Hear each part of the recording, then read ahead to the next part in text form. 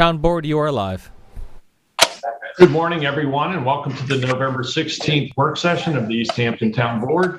Carol, if you would please read the roll call. Councilwoman Burke Gonzalez. Present. Councilman Lease. Present. Councilwoman Overby. Here. Councilman Bragman. Here. Supervisor Van Scoyac. Present. Please join me in saying the Pledge of Allegiance. I pledge allegiance to the flag of the United States of America, to the republic for which it stands, one nation, under God, indivisible, with liberty and justice for all. This morning's meeting will begin with a public portion where any member of the public may address the board on any topic. We ask that you keep your comments to 3 minutes or less. That will be followed by bids presented by our purchasing agent, Jeannie Carosa. We'll have a discussion of the CPF water quality project recommendations with Melissa Winslow and Chris Clapp. The EAF review of the Affordable Housing Overlay District, Route 114 properties. The Admin Bureau update and discussion. A discussion of the Ethics Code revisions and draft groundwater protection legislation.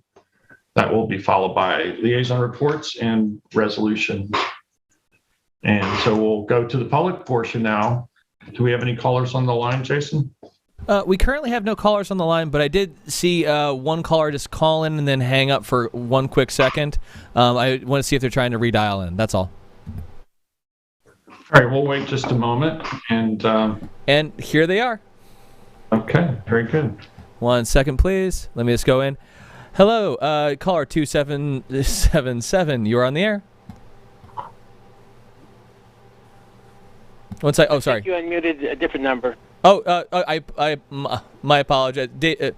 I read my own number, which was underneath myself. I apologize for that one. I was meaning to unmute you.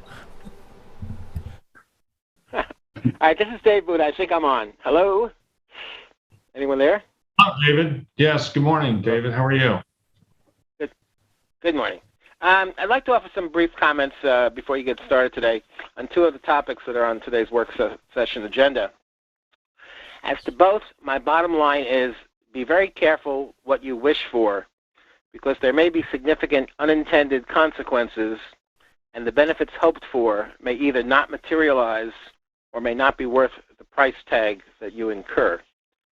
First, as to your discussion today, continuing the discussion of creating a Bureau of Administrative Adjudication to handle disposition of all town code violations, except those involving the town building code.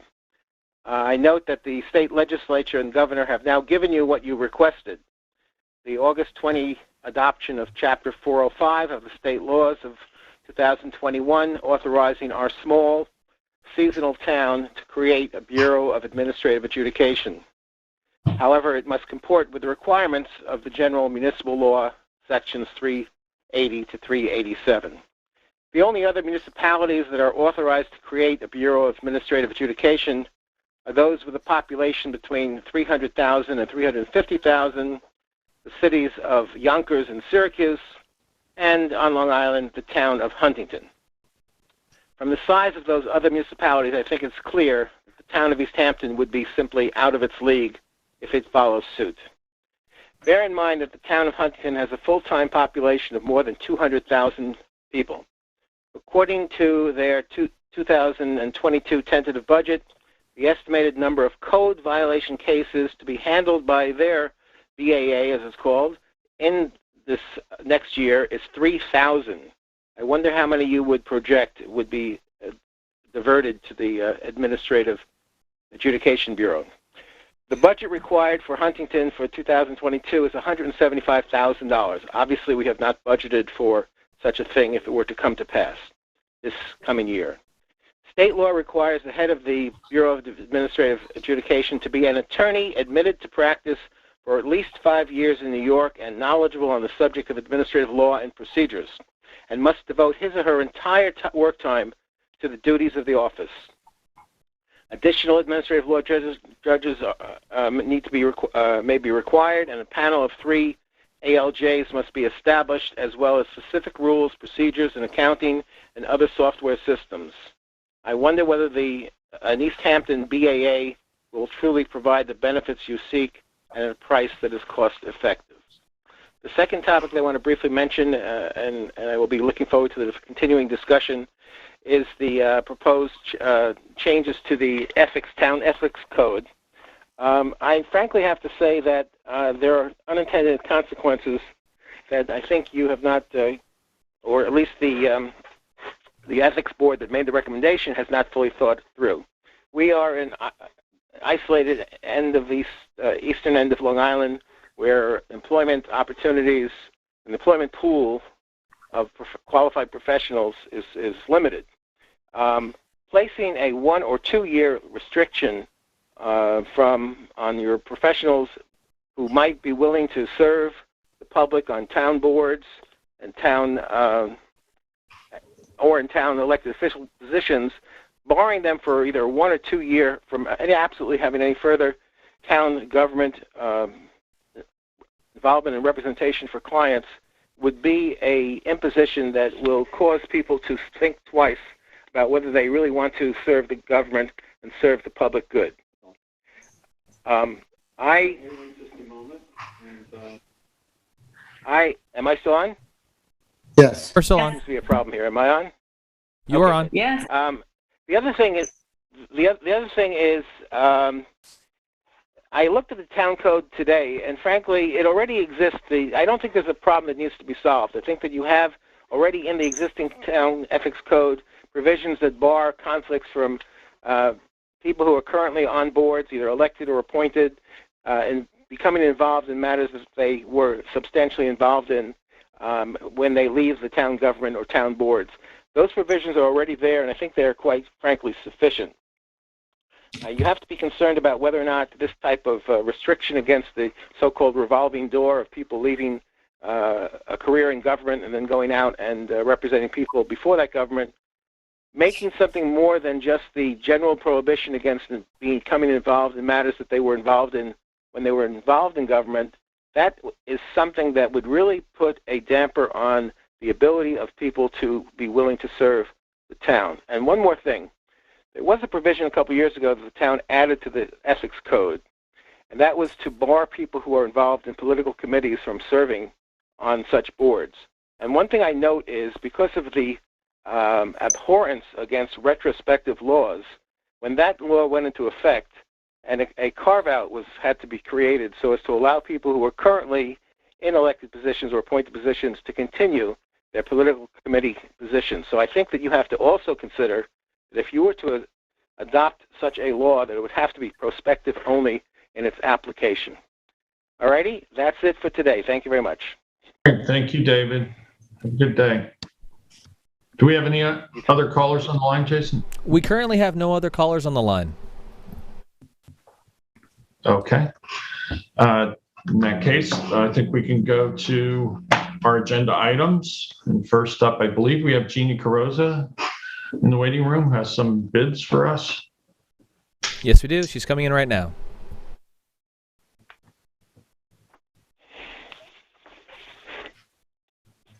Good morning. Morning, Jeannie. How are you? Good, thanks. Let me get my picture on. There we go. Okay, ready? All right, I have a few bid acceptances first. First, we have the annual sidewalk contract, and that's with Long Island Mason and Concrete Corp. in the amount of $182,542.50. This is an annual requirement contract that we have, so pricing is itemized, so it may vary. We also have printing of sanitation permits and other forms. That's Montauk Printing. We also did a rebid for the Springs Library roof replacement, and Ronald Webb Builder LLC is the apparent low bidder for that one in the amount of $188,452.76. We also did an RFP for the professional Gatsby 75 OBED or post-employment benefits actuarial services. And the approved one for that is Danziger and Markoff LLP. Also be trying again for jet skis. That will be number 3. Hopefully we'll be successful this time. And also, not coming up, but on December 2nd, we're doing the notice for the transportation and disposal of non-recyclable waste, CD, and used tires for sanitation. And on for today is a notice for the printing of the town clerk permits. And that's all I have right now. Any questions for Jeannie? No, thank you. Jeannie, I'm very excited about the Springs Library roof. Yeah, me too. I'm glad it worked out. Glad it All worked right. out this time. Thank you. Thank you, Jeannie. Next up, we have the CPF Water Quality Project recommendations from our Water Quality Advisory Committee. Melissa Winslow, Natural Resources Department, and the chair of that committee, Chris Clapp, I believe, are here with us in the waiting room. Jason, Yes, they're being let in. Excellent.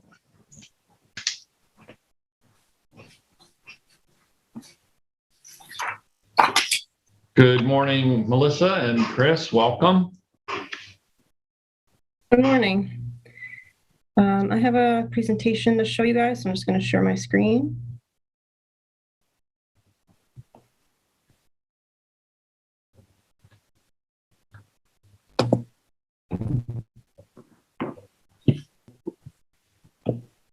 Can you all see that? Yes, we can. Thanks.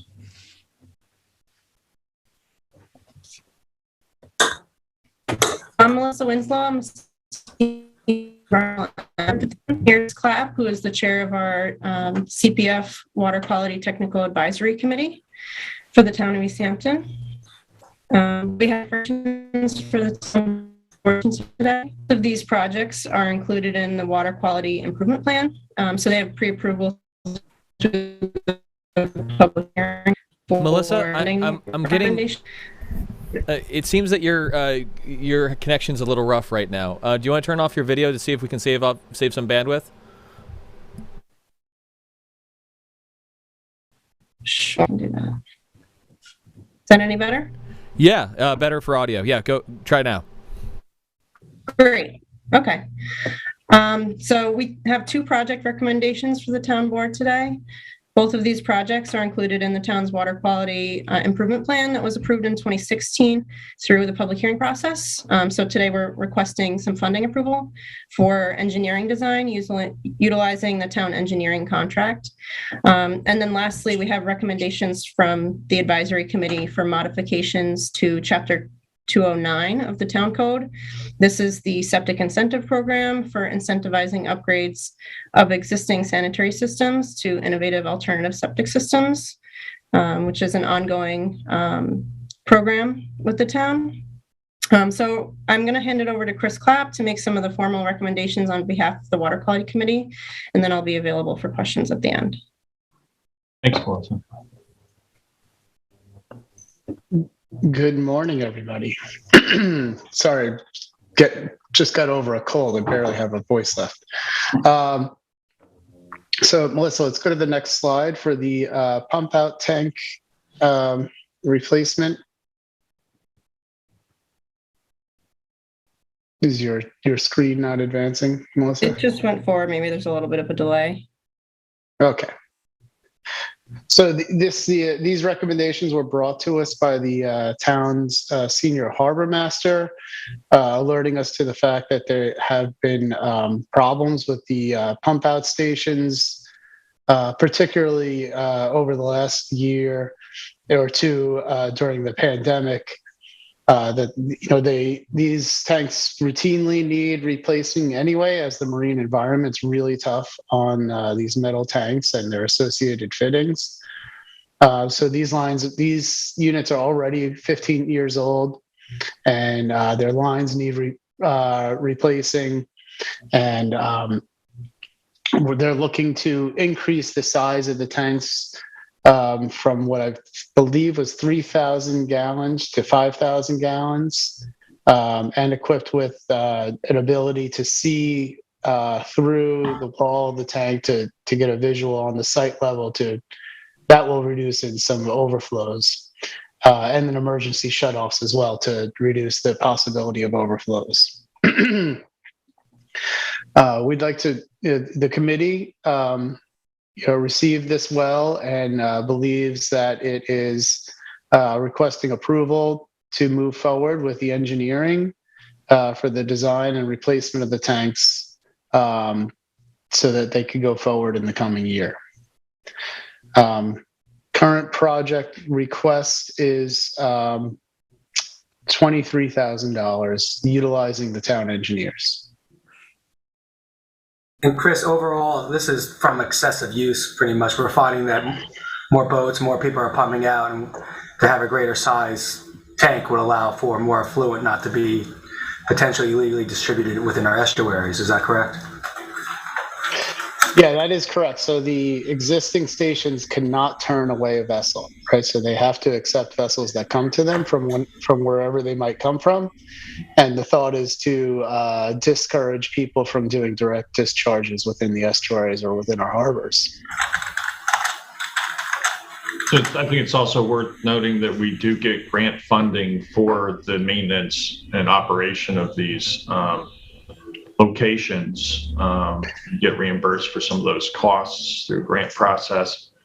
And to your point, they were 3,000 gallon tanks. They're being increased in size to reflect the additional use that we're seeing. Boating obviously was very popular during the pandemic, a great way to social distance and enjoy our local waters.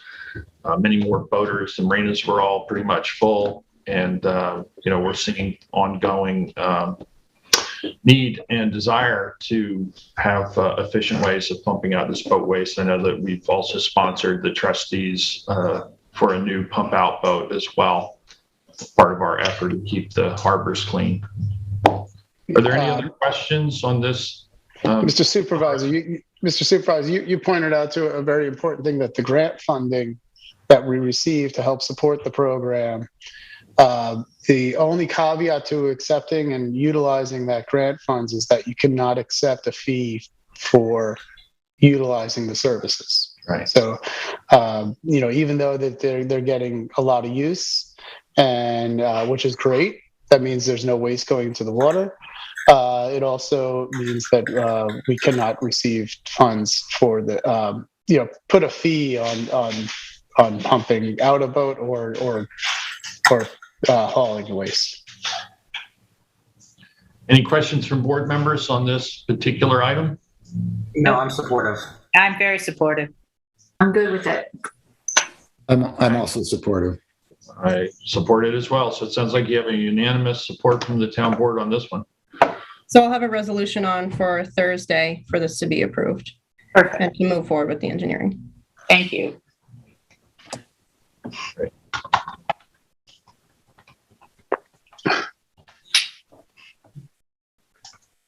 Chris, if you want to move on to the Louse Point stormwater. 1 second. No problem.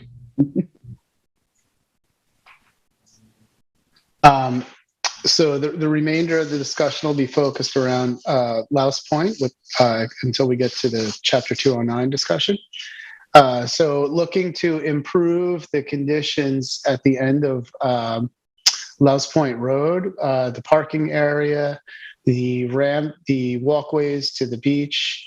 And you'll see in the coming slides that the current conditions show some erosion and undermining of asphalt. And so to try and do a better job of pulling back some excess pavement, revegetating some areas, and stabilizing the beach, utilizing native species. So the goal is to actually overall improve the health of the Louse Point area. This project was originally included in the water quality improvement plan, so it has a degree of pre-approval from the town. Okay, so if we could go to the next slide, kind of show some of the existing conditions.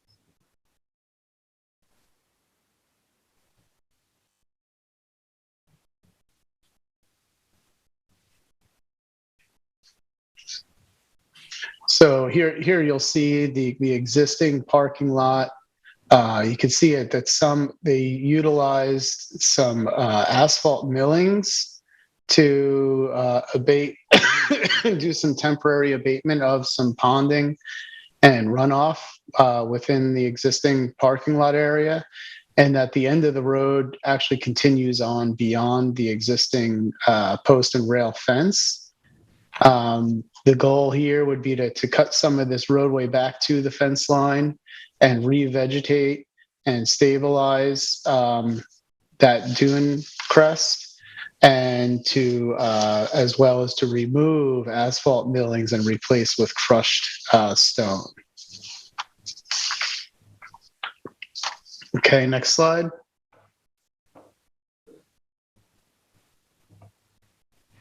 I believe is another picture of some of the undermining of the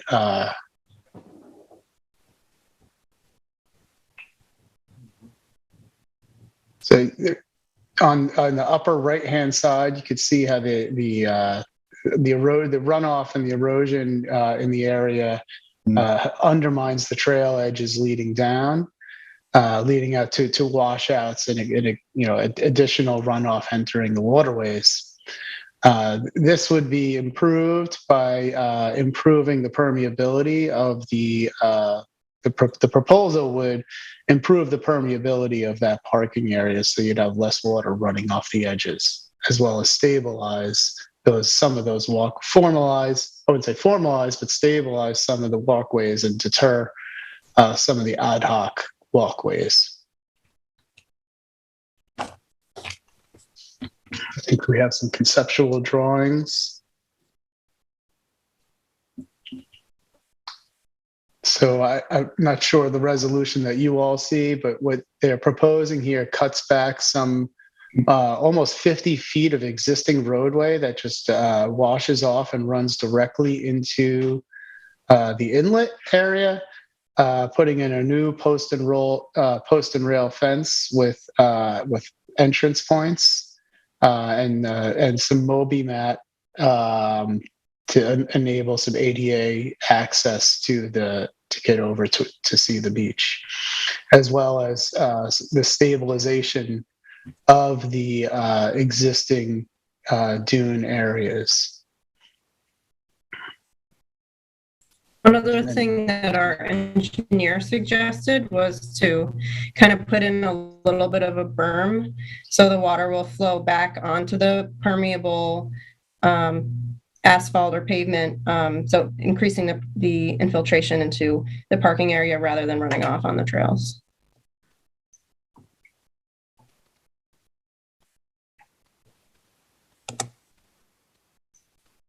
Okay, so the request at the moment in front of the board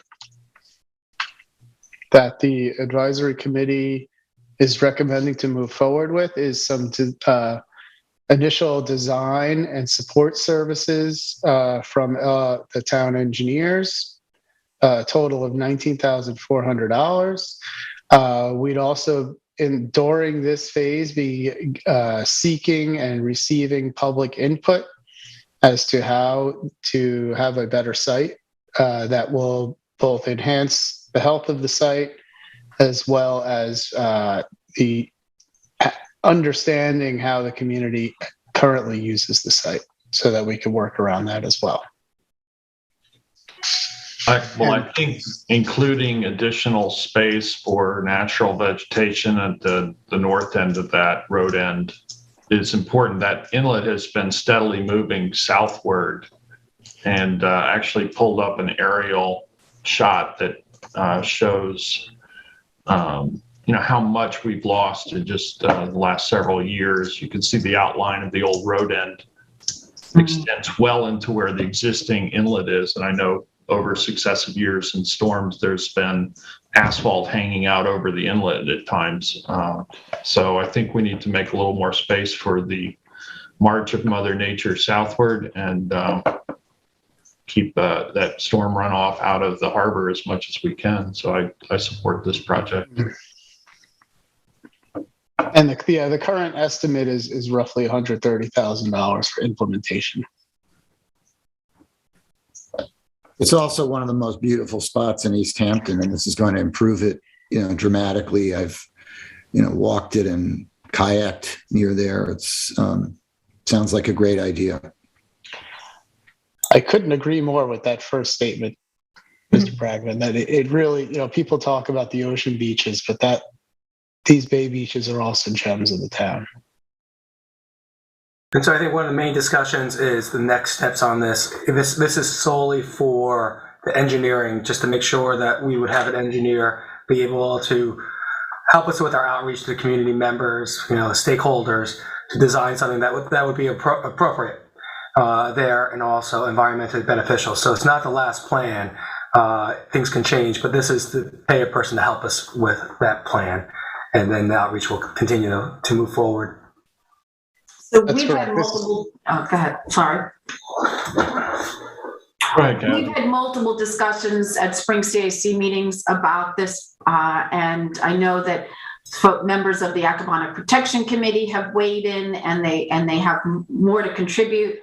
I had asked Melissa to take this to the Spring CAC meeting next Tuesday, November 23rd, to actually discuss a number of projects that we're working on, or she's working on in Springs, water quality projects, and because there are a number of stakeholders that use, Louse Point, and we may even want to break this down into phases as we move along. So this is a great start, and I, appreciate the work that's been done to date. Any other questions or comments on this item? Okay, Chris, you can go to chapter 209 now if you like. Thank you.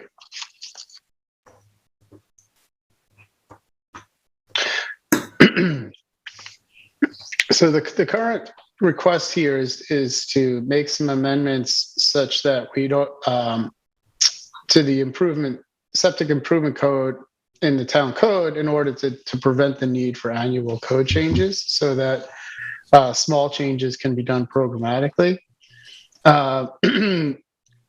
As you know, we've learned a lot over the last 4 or 5 years, and the process continues to evolve with what we learn, and the requirements and program processes are constantly changing and improving. And I think if you speak to homeowners and even the installers here in East Hampton Town, they're much happier with this process than what I've heard has happened in some other areas here. So you clearly have a program that's learning and adapting to the needs of the homeowners and the installers and all the parties involved. So the goal is also to allow some flexibility for the program requirements.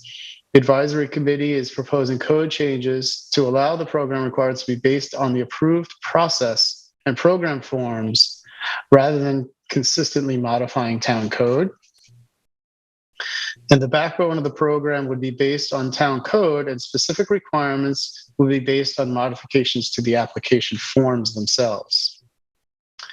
The application form modifications would still be approved by the town board via resolution. This simply expedites the process of allowing for program improvements. Seeking approval right now to move forward with code modifications through the town attorney's office. All modifications to the code would be required to go through a public hearing process.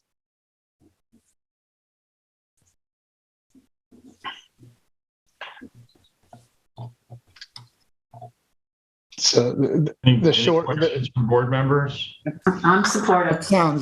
That sounds like a more efficient way to do it. We've done it with other laws on the books, and it makes it much easier for us and doesn't seem to change our oversight. So I think it's a good idea. It's basically the way we address fee schedules within various different sections of the town code. It allows us to amend those fee schedules by resolution rather than public hearing and code change. So I'm supportive of it. I'm supportive. Please move forward. The incentive amounts are actually already,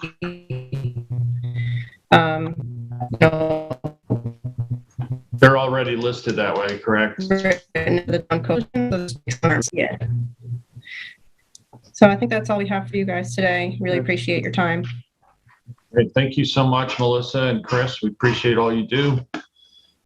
water quality. And at this point, we can move on to a review of the environmental assessment form for affordable housing project, affordable overlay, Route 114 properties. And do we have Eric in the waiting room? He is being let in right now. Too. Excellent. Thank you so much. Hi. Hopefully everyone can hear me. Can hear you loud and clear, Eric. How are you guys? Doing well. Thank you. Okay, so this is, I'll give a background here, and I'm going to screen share to show you the location of the property. This is kind of take two. We had prepared an EAF earlier, but unfortunately, I don't believe I got it to the board members in time for that discussion, so this was rescheduled. But basically, this is a proposal to add an affordable housing overlay designation over a property in Wayne-Scott. And there we go. It looks like you can see the screen. So as you can see, it's very close to the boundary of Sag Harbor. I highlighted here in green is all the existing preserved recreational open space. As you can see, and as you probably know, there's quite a lot up in that area of town. However, the immediately adjoining properties are zoned residential. So specifically, right now the property is zoned A2. It's actually 2 lots, as you can see there. The proposal would be not to change the underlying zoning, but to add an affordable housing overlay district designation, which would allow for a future affordable housing complex. The properties total about 6.5 acres in size. And I guess right off the bat, well, I suppose what I'll do here is try and zoom in for you a little bit, because I think everybody now knows that, sees the general area. So these are the 2 properties. Hopefully you can kind of see on the one to the right, there was is an existing residence. Actually, I'm not sure. Was that raised? That's existing, and we're renting it out as part of the affordable housing program now. Yeah. That's about a 1,600 square foot house. So the other lot is vacant. Some of you are probably familiar with the property to the immediate left or west, northwest, which has a number of apartment units and cottages on it. That was part of the Belova project that will be developed for affordable housing. So this area is within a number of important groundwater zones. It's in the Suffolk County Special Groundwater Protection Area. More importantly, perhaps to the future development, the Health Department's Groundwater Management Zone 5, which we'll get into in more detail.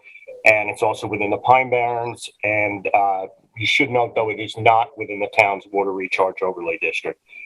So you can kind of see from the aerial here that the property is indicative of the Pine Barrens in terms of the vegetation, mixed oak and mostly pitch pines with some white pines up in that area. Huckleberry and low bush blueberry is the understory.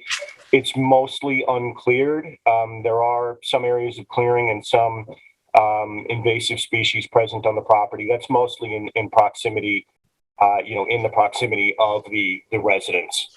Most of the property remains as a pretty pristine example of Pine Barrens woodlands. So the town board purchased this property in February of last year. That resolution specifically said that the purchase was for the purposes of providing municipal and affordable housing. So with that in mind, the theoretical maximum number of apartments you could get on this property under the town code is 51, and the theoretical maximum number of single-family residences would be 13. That's under the code density limitations for affordable housing projects. We did note in the EAF, though, that obviously when you get to, the project development proposal, parking, access, all of those things are going to come into play as to whether or not you can actually get that many units on a property. And as you can see by looking at the aerial, these are rather elongated. It's not, you're not dealing with a rectangle or something like that that's going to be easier to develop on. But again, under our code, the theoretical maximum of apartments and residences is 51 and 13, respectively. However, as I had mentioned earlier, this is in Suffolk County Groundwater Management Zone 5, which has greater restrictions on the amount of generated sanitary flow you can have on a property. Under the health department regulations, the potential maximum number of apartments and residences is significantly reduced to 13 and 6, respectively, which again, so that's going from 51 and 13 to 13 and 6 for apartments and residences. Again, that's because it's within groundwater management zone 5. You could do a transfer of development rights through the town's affordable housing credit program. We only allow TDRs, as they're known, for affordable housing purposes through that program and through the town's TDR program. You could also do a sewage treatment plant. The feasibility of that, as far as the economics versus the number of units, I don't know, but that's something that would be looked into in the future. But through either of those avenues, you could, in theory, basically double the numbers that the health department would allow, which would bring you to 26 apartments and 13 single-family residences. So again, that's what the maximum that would be allowed by the health department if you did a transfer of sanitary credits or provided sewage treatment. Sorry, could you state those numbers again? Yeah, all sort of 3 sets, or? No, just the last. With the sewage treatment plant, you could get or transfer development rights. You could max out at 13 residences, I think you said? Yep, 13 residences or 26 apartments. 26 apartments, thank you. So, why are the you said double when you described it. Why is there one more house there? Just the way that the math works out of the lot area. It teetered right on the edge of, generally speaking, it's double because it had a fractional. Exactly. But yeah, generally speaking, it's double because apartments are generally, depending on their size, but 150 gallons per day of generated sanitary flow, whereas a single family residence is 300. So it's usually double, but if you're, as you say, Councilman Bragman, if there's a fractional issue there. So that's where that comes from. So under the town code, when the town board is considering adding an affordable housing overlay district designation, you're supposed to consider a number of factors. There's actually 5 that are enumerated and listed in the comprehensive plan. And I'll sort of go in opposite order here from the way that I listed them in the EAF. Development of the site is reasonably compatible with the surrounding use. That's a bit discretionary. That's something, maybe I should have segued into that at the end, but I will mention this, will need further review of the development. We note in here that this is, as we did with the Phillips property affordable housing overlay EAF, that, we recognize that this is segmentation. However, in this case, it's warranted. We're doing the EAF right now just for the zoning designation. There will be a full, complete SEQR review of any affordable housing development in the future, which would most likely also be an unlisted action. But during that process, you basically find out, whether or not ultimately you could meet that bullet point from the comprehensive plan, which again is development of the site is reasonably compatible with the surrounding use. I don't see anything that precludes this site from being able to be developed in such a manner, but I guess the details of that would be worked out later. The second point in the comprehensive plan, size and shape of the site is reasonably suited for the proposed development. Again, this is a bit of an odd shaped property, but again, it looks a lot more difficult than it is just because this is a large property. But as you can see, the surrounding properties have been developed. It's not so constrained that you couldn't meet setbacks or anything like that that are required. And again, there are 2 properties here. So, the width of the property is a bit more substantial than you would think. In fact, if you go from where that flag strip portion of the lot on the right ends across the 2 lots, you have about 267 feet. So it's actually a little bit misleading when you look at the aerial. It is, wide enough that you certainly could meet setbacks, more than adequately. The third point in the comprehensive plan is the site is not within a flood hazard or erosion area. It is not within either of those clearly. The fourth is the site is reasonably convenient to public transportation. Again, this is situated off of Route 114. Obviously, there's a bus line that runs up the road there, so that is clearly could be met. The last point in the comprehensive plan is that public water is available at the site. Now, currently, there is no public water at this site. The public water line, and I'll zoom out here a little bit on the aerial, is located at the boundary of Sag Harbor Village. That is, I had listed it here, about 1,500 feet away from the boundary of this property. So I don't have any figures for you on what the water authority would charge for that. Again, there are some residences along the way here that could offset some of the costs of running public water to the site. But that is essentially not a discretionary matter. It's listed as, an item to be considered in the comprehensive plan when you're adding an affordable housing overlay designation. But the health department is almost certainly going to require that the facility be serviced by public water. That's a near 100% lock. So for a future development to occur, public water will need to be brought to this site. And I suppose what I'll do here, just to make it a little bit easier for you, is take off the open space layer designation and the zoning designation and show you the water mains in the area. And you can see there are those multicolored lines running up the streets in the village there. So, just a visual representation of what I said earlier, which is, nearest public water basically ends at the village line, which is, again, about 1,500 feet away. I think that this site meets most of it can or does currently meet 4 of the 5 criteria. The 5th is something that's going to need to be resolved. It is not an impediment to this board adding the affordable housing overlay designation. It certainly will be an impediment to an affordable housing complex actually being constructed. So that's something that you need to consider. And with that, I think that's the bulk of our comments. I will remind the board that you did purchase this, and it is worded in the resolution with the intention of providing affordable housing. So the first step to doing that would be to add this designation, which would allow for greater density through an affordable housing complex. And then obviously the biggest logistical hurdle is running public water to the site. Questions or comments from board members? Did we also consider adding the other property, Eric, that you talked about earlier to the, what'd you call it, the west or northwest of it that has the cottages on it?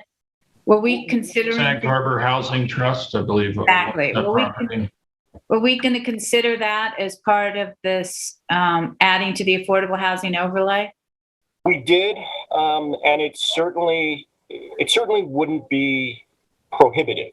But the fact of the matter is they actually have a pre-existing density there right. that supersedes what either the health department would allow or our affordable housing designation would also allow. It is going to be developed for affordable housing. It would certainly be an appropriate candidate to be added to that list. But, ostensibly adding that designation doesn't give them anything more in terms of development potential on that property. It does on the 2 subject properties that we were just discussing. It would be consistent with the, adding the affordable housing overlay on that property as well would, as you point out, be consistent with the intended use of that property and an existing use. So it's certainly something to consider if the board, while the board is having this discussion. But to your point, there's no direct benefit from changing including that property in the overlay. Not at this time, unless they raised all the buildings and made the property vacant, started from scratch, which there isn't very much incentive to do so, or intention, I believe, at this point. But yeah, that's the case. Can we just go over the part 2 impact assessment? Because I have a couple of questions. Sure. On how it was answered. Sure, and keep in mind too, and what you're referring to is really the part that asks questions about different aspects of the project and whether or not they'll have, there's 2 columns there on the EAF form. part 2 that says no or small impact or potential for a moderate to large impact. I like to err on the side of caution with these, and if I think that there's an issue, an issue unique to this property that might stand out as opposed to, your standard development, I check the moderate to large. I will point out that checking that box doesn't automatically mean that you're looking at, a type 1 action, or you're going to require an environmental impact statement or anything like that. It's merely an acknowledgement that, that it falls within that criteria.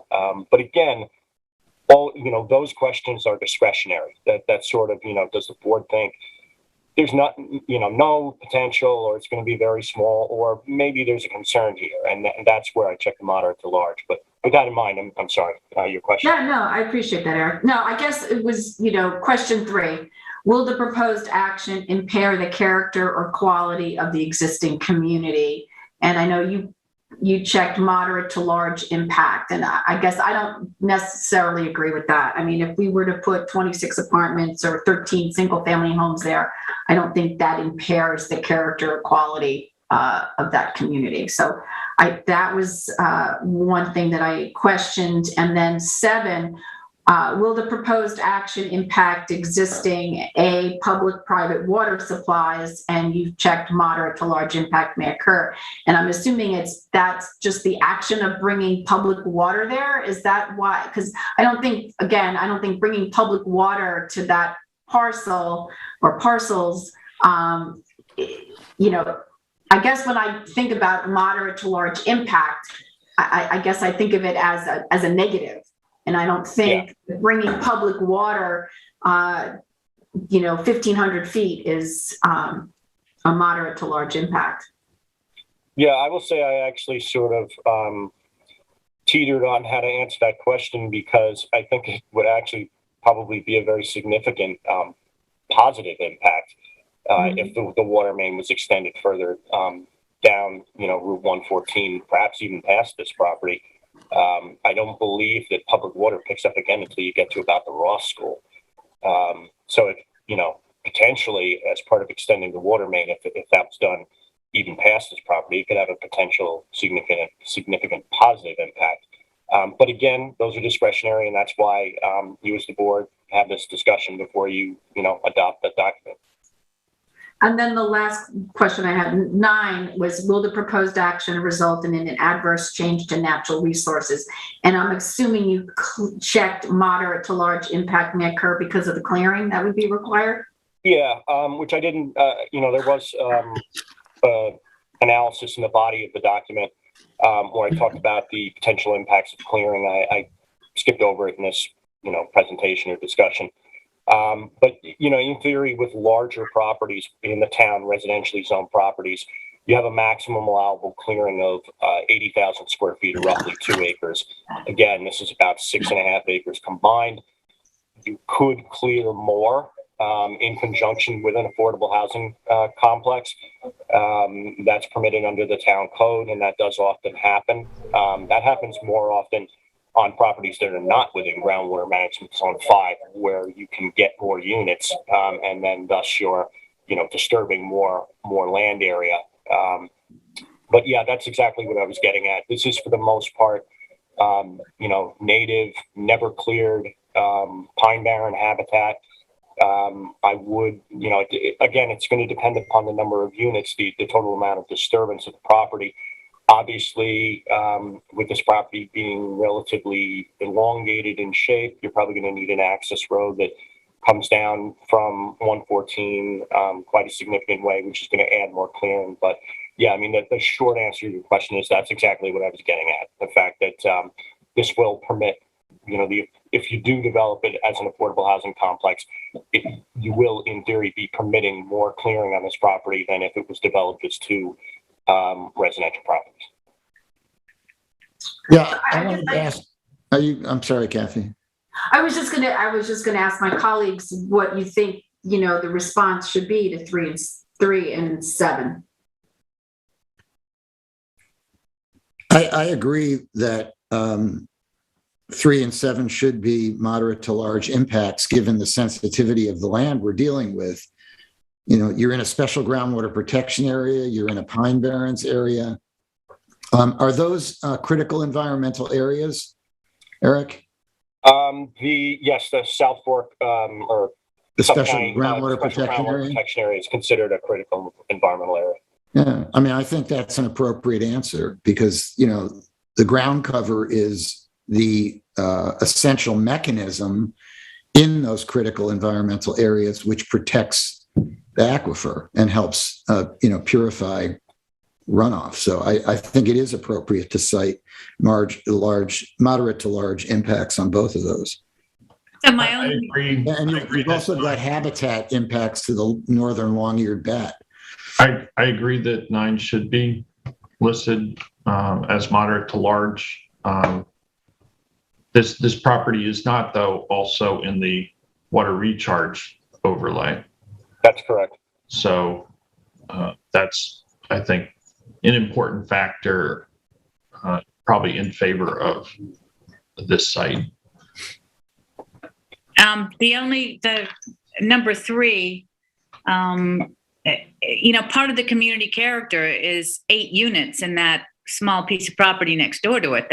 So I'm not sure that I would agree that the community character that's existing is small cottages on at least to one complete side of this. Well, and across the road, you have the bungalows too. So, Right. and there are a number of other, more densely. I think there are also some more cottages a little further to the west as well. Yeah, so I'm not sure the existing community it would be. No, it's not. Any development is not a no impact. Every development has an impact. So I guess, but those aren't our choices. It would be a small impact. As far as community character is concerned. Well, it could also be a moderate impact, and I don't think that's forecloses the prospect of developing it as affordable housing. Right.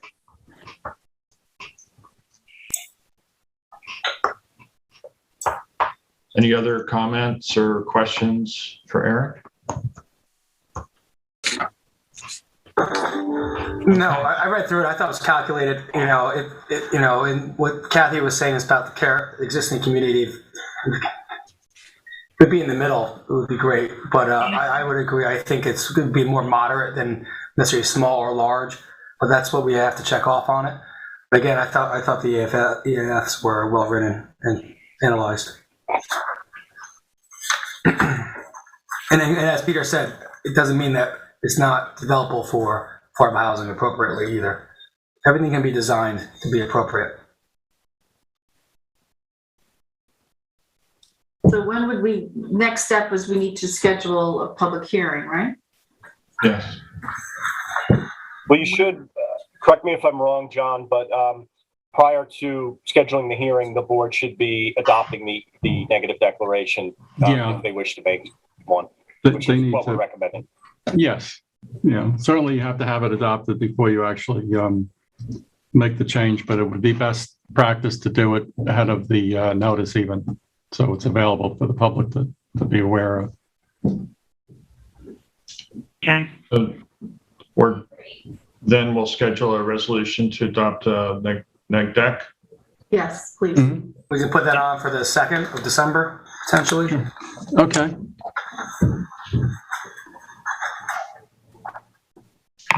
Okay. Very good. Thank you very much, Eric. Yep. Thank you. Thank you, Eric. We'll now move on with our next agenda item, which is the Administrative Bureau update and discussion. We have Nancy Lynn Thiel in the waiting room. Jason, if you could bring her in. She is joining right now. This is in furtherance of, I guess, several other discussions we've had leading up to today about creating a administrative bureau, which would be Chapter 62 in the town code. We got a home rule law from message from the State Assemblyman Thiel. shepherded that through the legislature. I believe it was signed by the governor, and now we have the ability to create such a bureau. And Nancy Lynn, we'll turn it over to you to give us the update on this proposed legislation. Okay, we have the language ready to go ahead to create the new Chapter 62 to create a Bureau of Administrative Adjudication. And I can go through that with you. I think you've reviewed this in the past, but just to go over it, the legislative intent is to talk about the means in which we can enforce the code. And this is a new tool in the toolbox. We have currently the ability to seek redress at the Supreme Court, bringing litigation in that manner. And then we also have a lot of our codes, well, all of our codes are enforceable through justice court. But some of them are more difficult to adjudicate or resolve either in justice court, not only for our enforcement officers, whether that be our code enforcement police officers or harbor masters, but it's also sometimes rather cumbersome for violators who want to resolve things through the mail and are unable to do so. So there are, by adding it to general municipal law and giving us the ability to create this administrative Bureau of Administrative Adjudication, it gives us another way to handle matters. The Section 380 of the New York State General Municipal Law authorizes this type of bureau for the applicable code violations, and those code violations have to be that they constitute a threat or danger to the public health, safety, or welfare. And they are accepted out of there. You're not allowed to do building code violations. We have some building code violations under Chapter 102 of the Town Code and also under Chapter 255 of the Town Code. So those would be ineligible for adjudication through the Bureau. Otherwise, they could be referred to this Bureau and handled as a civil matter with monetary penalties. The next steps involved in this is first and foremost to enact and set up the Bureau. And the Bureau needs to have, according to general municipal law, because it's authorized if you follow these procedures, that the first thing that the town would need to do is to hire a director as the chief administrative law judge of the Bureau.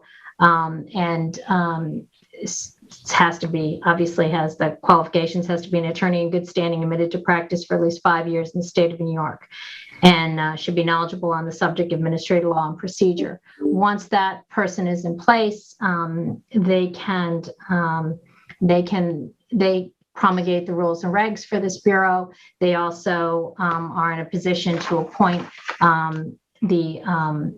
up to 7 administrative law judges. We need at least 4, but up to 7 administrative law judges to actually serve as the judges on these civil matters.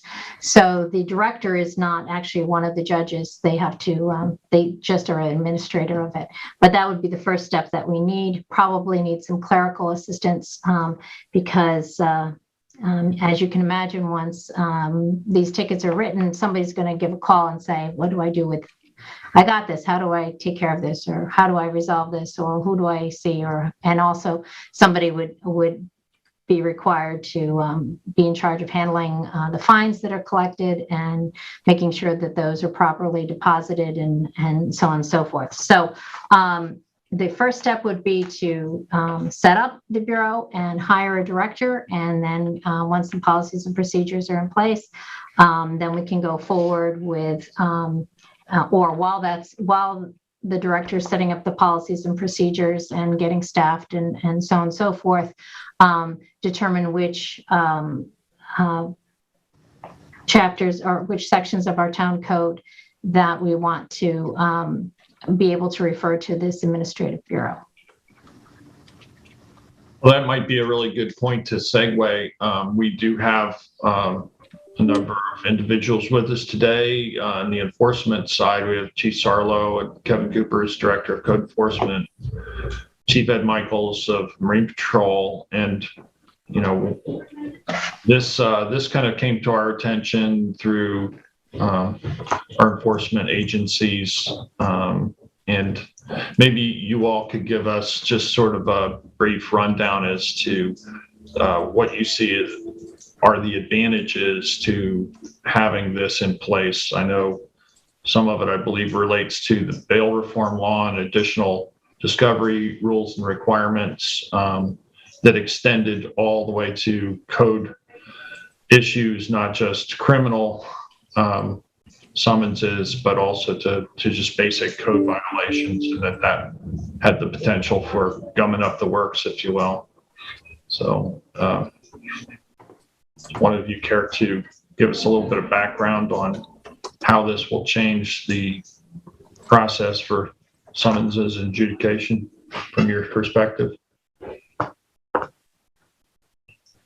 think Chief Ed Michaels should probably jump to the lead on this, given his involvement in the research part. That this is really something that has been born out of, like you mentioned, Mr. Supervisor, the bail reform has really highlighted the difficulties that we have in issuing a summons for a minor town code violation and getting someone back into court, or allowing them to be able to, plead guilty and pay a fine and get it off of their plate. So it's a convenience issue. It's a compliance issue. It's a time management issue for our personnel who are forced to come off the road and do a tremendous amount of paperwork. And Ed's kind of led the drive on this, and his guys write a tremendous amount of town code summonses on the beaches in the summer. So I'm going to let him go ahead. Thank you, Chief. Can you hear me? Yes, we can. Gotcha. So, as we talked about numerous times, good morning, everyone. I'm sorry. As we talked about numerous times, several years back, before all this happened, we had the mail-in program. And before we had the mail-in program, we were getting about an 80% non-compliance with paying the fines. People have no problem getting a fine. They just don't want to come back to East Hampton on a Monday and pay the fine. So they've been more than willing to mail them in. So when we went to the mail-in program, we had 80-90% compliance rate. There was no problem with it. Then, of course, Nancy Lynn brought out some problems with the program, and then it had to be terminated there until we can get things straight. I'm not sure if it was the program itself or bail reform or a combination of the two, but whatever it was, we had a bump, and we stopped, and now we've been trying to get it put back on again. And it's not about money. I mean, we're not trying. I don't tell my guys in the morning at 8 o'clock, listen, go out and write $5,000 today. The town needs some income. That's not how it works. But we're not. I think money to me is at the bottom of the list. Primarily, it's use of manpower that's more, better. 2, it gets compliance. The environment gets its enforcement. Quality of life issues get taken care of, and we don't have to spend more time sitting behind a computer than we do on the road, because that's basically what's happening now. Now, most of the people that I got yelled at this during the year, citizens, I'm talking about people, the outside public, they don't want to come back. They're happy to pay the fine. They just don't want to come back. So I think we should go back to we've already did this. The state's already approved it. So I'd like to get it going, at least get the bureau approved so we can get this rolling. I don't think there's any issues at all with the police department, Marine Patrol summons, the violations that are on there. We've been using them for years, and there shouldn't be an issue with them. They're all violations. There's no misdemeanors. The code ticket, that's another story. There's a second summons we have put together for everyone to look at, which I believe you all have a copy. And those are the violations. There's a few there on the bottom that are heavy hitters, $1,500 for the first violation or the first infraction. My suggestion at that point to the attorneys that were working on it was, no one's going to mail you a check for $1,500 without arguing over it. They're going to want to talk to you about it. So we recommended that those items either be removed or their code be amended to make it a smaller amount for the first one, so it can go on this type of a summons. But I think what's happened over the years, the last couple of years anyway, The population has exploded because of the COVID. We have a shortage of people in every single department. I mean, not that we're dying here, but we do have some issues. We have to spread out people. You know what happened last year. We had hotspots at Barcelona. We had hotspots at Alberts. We have hotspots now at other places. It seems like a waste of manpower to have to get 1 or 2 violations out of an officer for the 8 or 10 hour shift to come back and spend an hour and a half on the computer. And again, if it was guaranteeing that they would answer it and we'd get the enforcement, I'd be fine with that, but that's not what's happening. They're not responding, or they're calling up saying, no, you can't do that. They're just not coming back. And the court has had a history, not arguing it or not even complaining about it, but they've had a history of, if it's a town code violation, they're not going to issue a warrant. They're not going to do anything else with it. Even the criminal summonses become a challenge to get them delivered more than one county over. We even had to stop driving them up west and delivering them. So to me, this is the best way to use the manpower and to get you the enforcement that you need, because I know you get hit at these CAC meetings as to why isn't this happening, or how much of this, how much of that. This will definitely double, if not triple, your manpower and enforcement activity. Thank you for that, Ed. Any questions for Ed at this point? Well, that's a big plus, and I agree, and I understand the need to more efficiently process these minor violations. I'm just wondering, we had a caller earlier in the meeting who was ticking off the employees that we have to hire to, to make it work. And I wonder if anybody's ever done, just a simple economic, cost analysis of what it would cost to set this up, because it sounded like a little bit more than I had thought. I'm just asking because I think it would be good to be informed about it. I do fully agree with the purpose of enacting the law and taking that burden off, direct burden off the enforcement people. But I think somewhere we should have a. You do. That was done. You do. Thomas Crouch did that, and he circulated that. Back in March. A few months ago. Yep.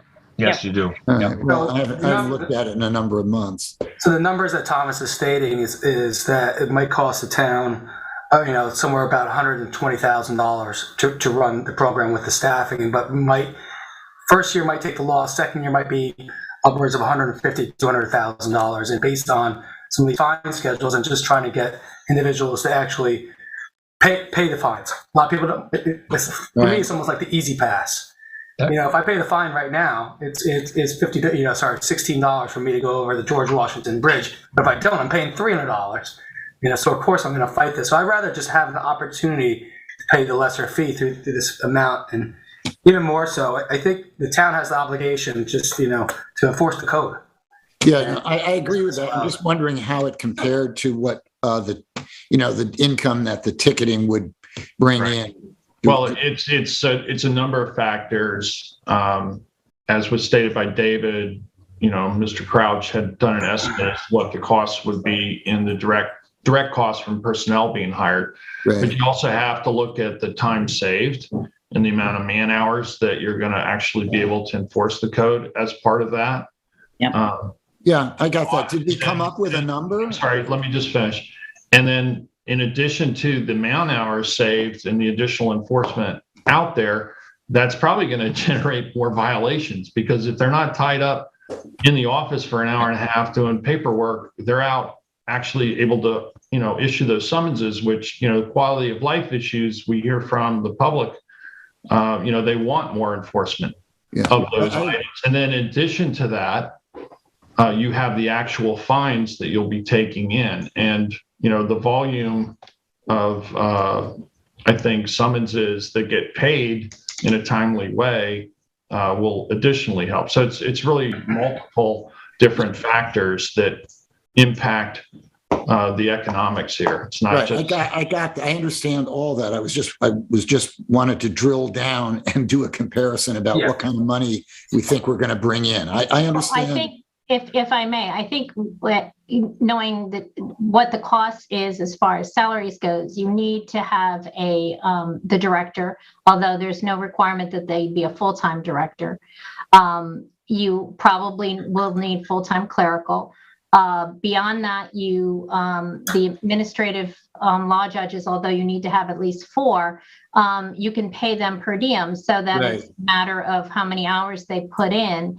The reason you need 4 is that they also serve as the appellate board should there be an appeal of a decision. So that's why you have to have at least 4, because you need 3 for the appellate level. But they're not on a full-time or even a part-time salary. It's on a per diem when they are actually doing work for the town. So the number, whether you have, especially since a lot of this will not require a in-person appearance, we're going to hopefully be avoiding a lot of that. A lot of the work is going to be done by your clerical person who is sending out the fine notifications, collecting the fine notifications, that type of thing. There will be, the administrative judges will have to actually be making the decisions on anything that's disputed, but it may not require that many court dates, appearances, adjudication dates. So their actual cost or time that we're going to need is not a full court date every Monday like we do in justice court. Mhm. It is anticipated that will be a much more infrequent and shorter requirement for hearings on those, because as we've known in the past, when I used to do justice court, when individuals can take care of it by mail or at the counter or whatever, we don't have to deal with them in court. It lessens the caseload tremendously, and the calendar becomes much more manageable, and it is a much shorter process and a much faster turnaround time. For the courts, for enforcement, and as well as for anyone who's been in violation. So was the caller incorrect in saying that the director had to be a full-time employee? There is nothing in here that says they have to be a full-time employee. Okay, and the other question I had is just a simple question. Is there an estimate of what income we could bring in terms of funds? Hang on, I just want to get it. What was it? It's $150,000. That we thought we could bring in fines? The projected revenue that Thomas Crouch worked off for a figure of $150,000. Okay. Which is the number of tickets currently written for enumerated costs of $150, which is the base amount. So estimated revenue would be about $150,000. Yeah, and if your number of hours that enforcement is able to be out on the beat is increased by 2 to 3 times, I think Mr. Michaels said. So the chief says 2 to 3 times. I think you're going to see the number of summonses issued increase also, because they've been working off the current constraints. In addition, I actually think it's probably even higher than that, because the enforcement officers would be better able to speak to this, but I know pre-COVID, they were able to do a lot more time on violations of these codes.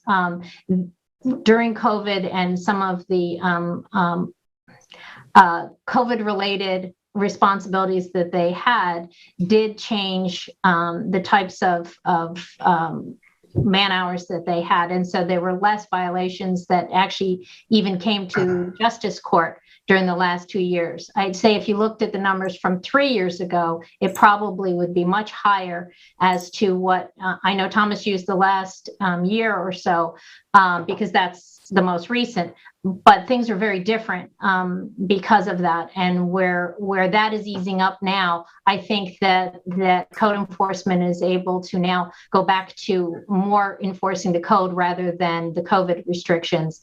And I would anticipate that actually that 150 is probably low.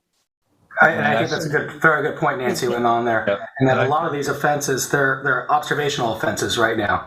That enforcement will go and observe. They're not necessarily like, discoverable ones. And I think those are to go up as, the boots on the ground, as we always want, are able to, move ahead and be out doing their job more effectively. So. I have a question for you, Nancy Lynn.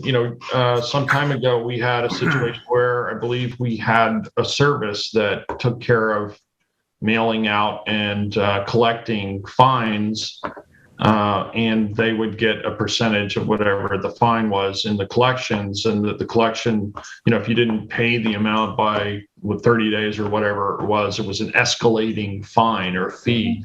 Is that something is that a system we can incorporate here? And, it may not even require us to have clerical staff, that we may be able to sub that out to an outside vendor? Well, you still need clerical staff in order to get it to them.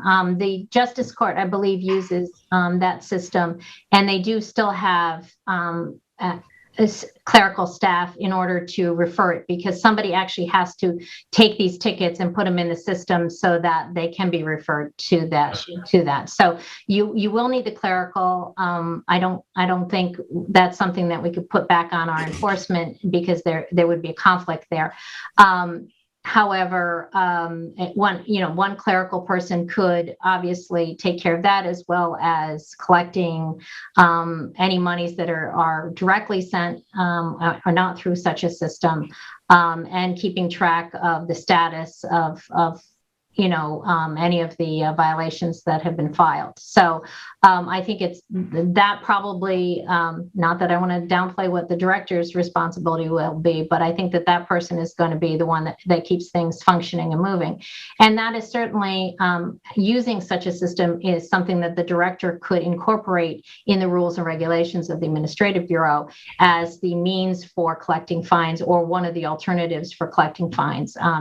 You can also look into whether or not it makes any sense, since it is civil, to allow people to pay by credit card with a fee, that type of thing as well, because that allows for the collection of fines in a much more efficient manner than people mailing in checks and the like. So those are the types of rules and regs that a director could be looking at and should be considering and proposing for adoption, so that this Bureau is as efficient as it possibly can and maximizes our current resources in order to be an asset rather than a distraction from the process. May I jump in for 1 second? Sure, Chief, go ahead. Okay, so Nancy Lynn was spot on when she said you got to go back before the pandemic, because it's different. We have done different things with our enforcement people since this whole thing started. So she's right on that, and I believe the money is conservative. We went with conservative. We had 1 year, we had 2,200 summonses, that were written on the beaches and in the parkland. So she's right. FBS is the company that's been writing the summonses for us and handles most of that stuff. So the administrative burden, I did check with the court, it's not that bad. It's fairly manageable. One person, half a person. It's not something that's going to kill everybody. And if this was something that we were shooting in the dark, is trying to do for the first time, we could try to convince you guys. But we've had it. We've had it for years, and it worked. So I know it works. It's not a question of, well, if it doesn't work, it's already worked. So the proof is there. You'd have to go back into the Justice Court's revenue lines to see what those numbers were. But me and Lenny did a couple of comparisons on the first year or two that we did it, and it was phenomenal as to how much actually came in. So. Yeah, I mean, if you look at the court calendar every week, it's most of it's taken up by my inspectors' cases or Chief Michael's and some of the police department. And if you didn't have those cases going into Justice Court, you could maybe free up one or two of their people there to do the adjudication ones, because they're not going to have that caseload anymore over at Justice Court. And as far as, my guys are moving up on almost 200 summonses this year so far. And I know, just being here since May, when they do a summons, they're taking an hour off the road to do the paperwork, the court info and everything to get it over to Justice Court. So I look at it as 200 hours more they could be out on patrol, looking for violations, doing their thing during the summer, supplementing the PD so the PD don't have to answer the calls that we can, and it frees up the PD to do the more serious things during the summer. It's an overall better presence for all the public safety departments in the town. It will be out. Everybody will be out there, more, in better effect for the town. Okay. It also, I agree. That's clearly what we want and need and are hearing from the public.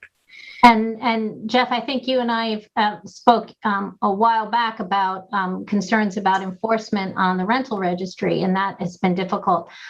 This civil enforcement is much more flexible to allow for several of those cases that we were unable to pursue in criminal court to be pursued civilly. And so that, especially for absentee owners, being able to cite them in the manner under civil rather than under a criminal summons gives us the flexibility to pursue those in a manner that I think not only will increase enforcement, but as you know, there's a lot of fines with regards to rental registry that when we're unable to pursue an enforcement in that action, we never see the recover any of that. But this program is an excellent means in order to pursue enforcement in those types of situations, which in some ways is a contract with the town. You know, they sign up for the rental registry and say that they're going to follow the rules, and then they don't follow the rules. It is more of a civil type of thing. You didn't follow the rules. You know, you broke your contract with the town to get this rental registry. So I think that you'll see that it is much better suited for some of those situations that the justice court has difficulty bringing justice for. Can I ask a question then? So bringing up some of the comments that Mr. Buda made earlier, is this the only mechanism, having an admin bureau, the only mechanism in place that can get us back to this mail-in program? Yes. Yeah, it's Without- not without a- possible for criminal court. Criminal court doesn't allow it, and for town violations, it's just not possible. And, you know, comments have been made. So if I'm having a beach fire and I don't have a container and, you know, Marine Patrol comes up, how long, Ed, does it take them to cite me now versus with the new program? Well, it only takes a few minutes on the scene to get, let's say 5 or 10 minutes to get the long form filled out. The ticket that we have, you know, over the years is a little bit shorter, so it'd be a little bit faster. But then somewhere during the time, they either have to go back to the precinct and do the court information, or collect 4 or 5 summonses, 3 summonses, whatever they're going to do for that period, and then go back and do them. So, yeah, it's gonna stop all of that, all of those long form. And now, look, if someone wants to go and contest it, then of course we do that. But it's been our experience that of all those summonses we've written in the past, not many people want to contest it. Just want to pay and go on, because a lot of people, they don't live here. A lot of them just want to pay the fine because they don't, if they got to go over to justice court, you know, 80-90% of people go over there with a lawyer. So you're looking at $300-400 an hour just for a lawyer. So if you're looking at, they're looking at it that way, they just pay the summons, they're saving money. And Well, not sometimes to it gets mention- returned, you know, some of these court cases, some of my summonses are going on, you know, 3-4 months. So now you're talking 3-4, you know, court appearances with a lawyer. So it makes sense just to pay the fine and mail it in. So I guess an old boss of mine would have said this is a no-brainer, right? We know that it works and we need to move forward with it. I do know that, you know, we have, you know, you folks have marked up what the fee schedule would be and what would be included in, you know, in the admin bureau. So how are we going to deal with situations where, like, I'm looking at I don't know, littering, where we're showing the first offense we're currently charging, you know, $500, but we felt that that's too high to put on something like this, that it could be $150. How are we balancing that? You're going to have to make some code changes to make the fine, make it the $150, and then like as Nancy Lynn said, it goes up. You know, if you do it in the first 15 days, it's $150. If you wait up to 15, it goes to $200. Then it goes to $300.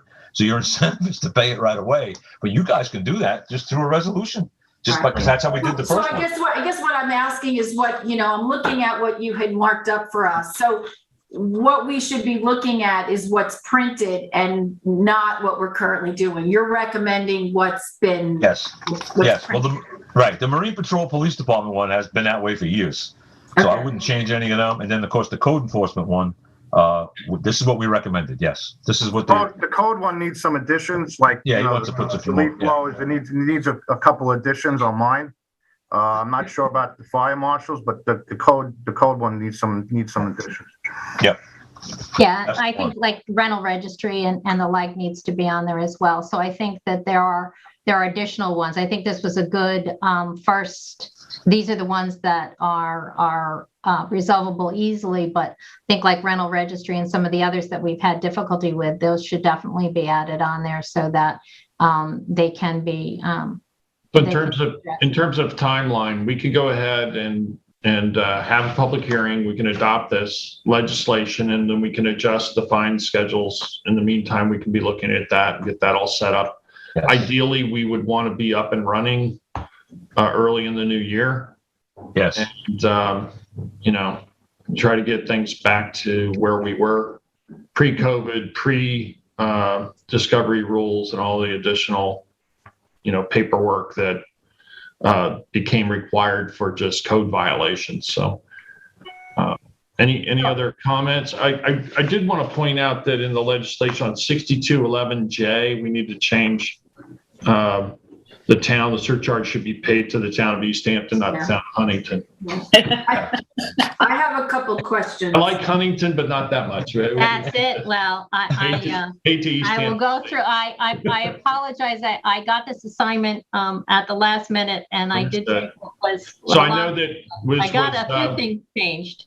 As the caller pointed out, Huntington was one of the localities in the state that has this, and we did, I know, use their law as a model to craft our own. So I understand how that got in there. And to be fair, it is it basically is required that it be this format under the state law, the general municipal law. So copying from Huntington is not the worst thing we've done, since it would have had to have been very similar anyway.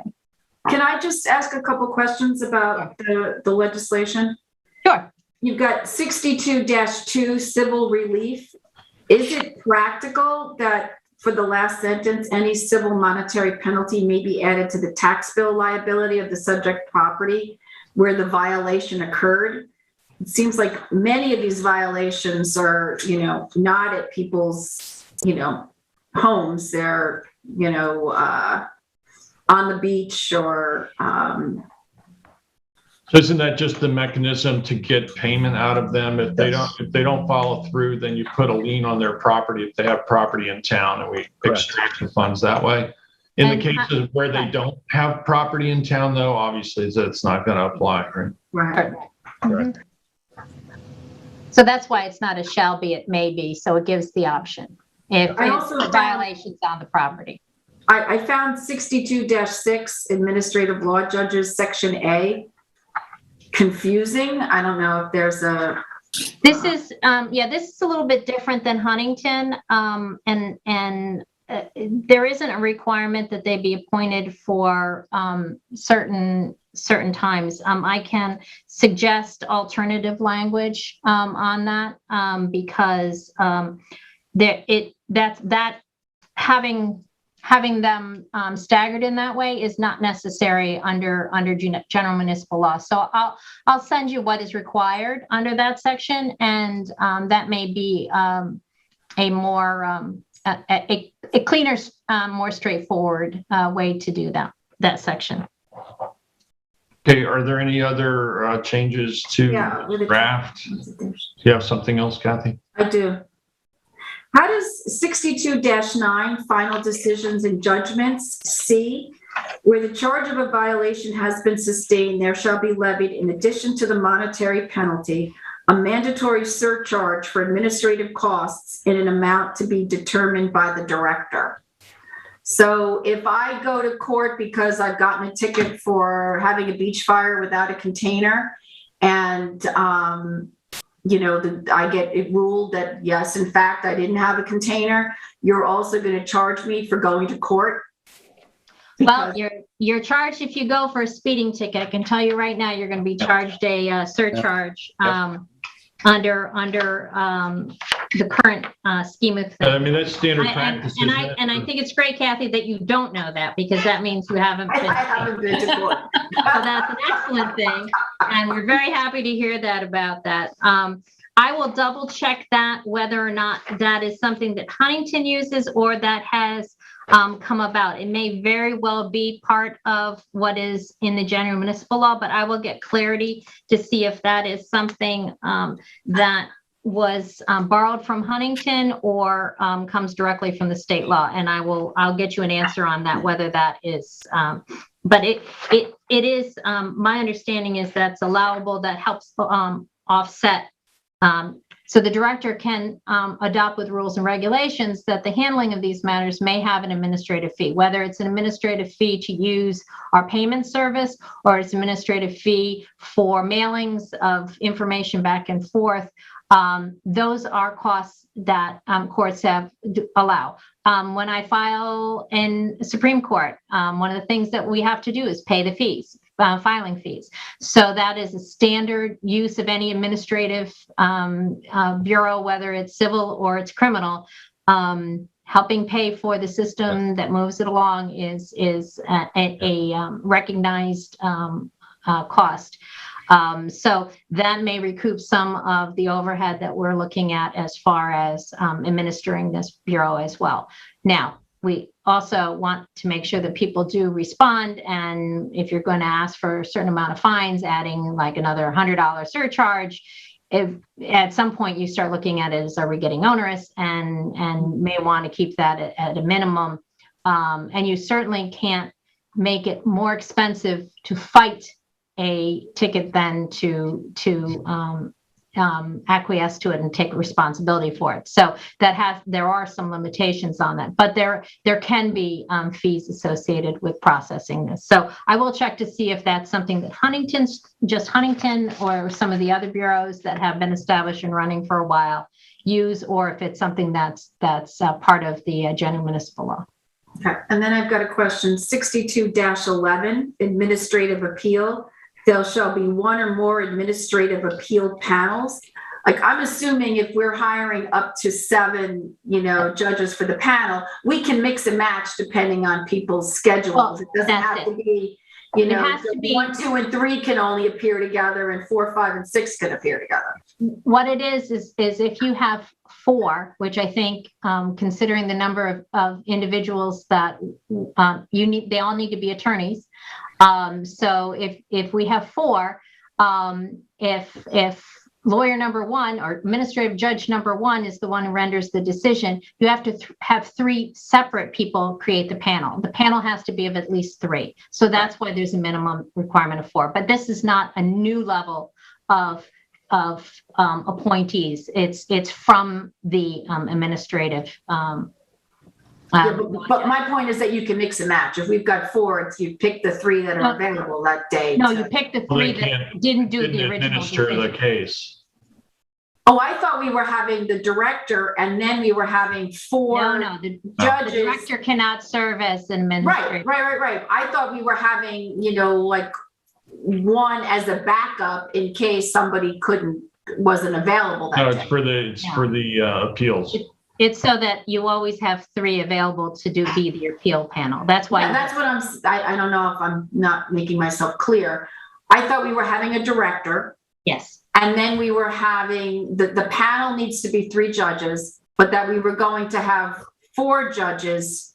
Right. So that we always had a backup, because of people's schedules. It's not a backup. No. The 4th one is always because whichever single judge makes that decision with regards to that individual's case, they can't sit on the appeal.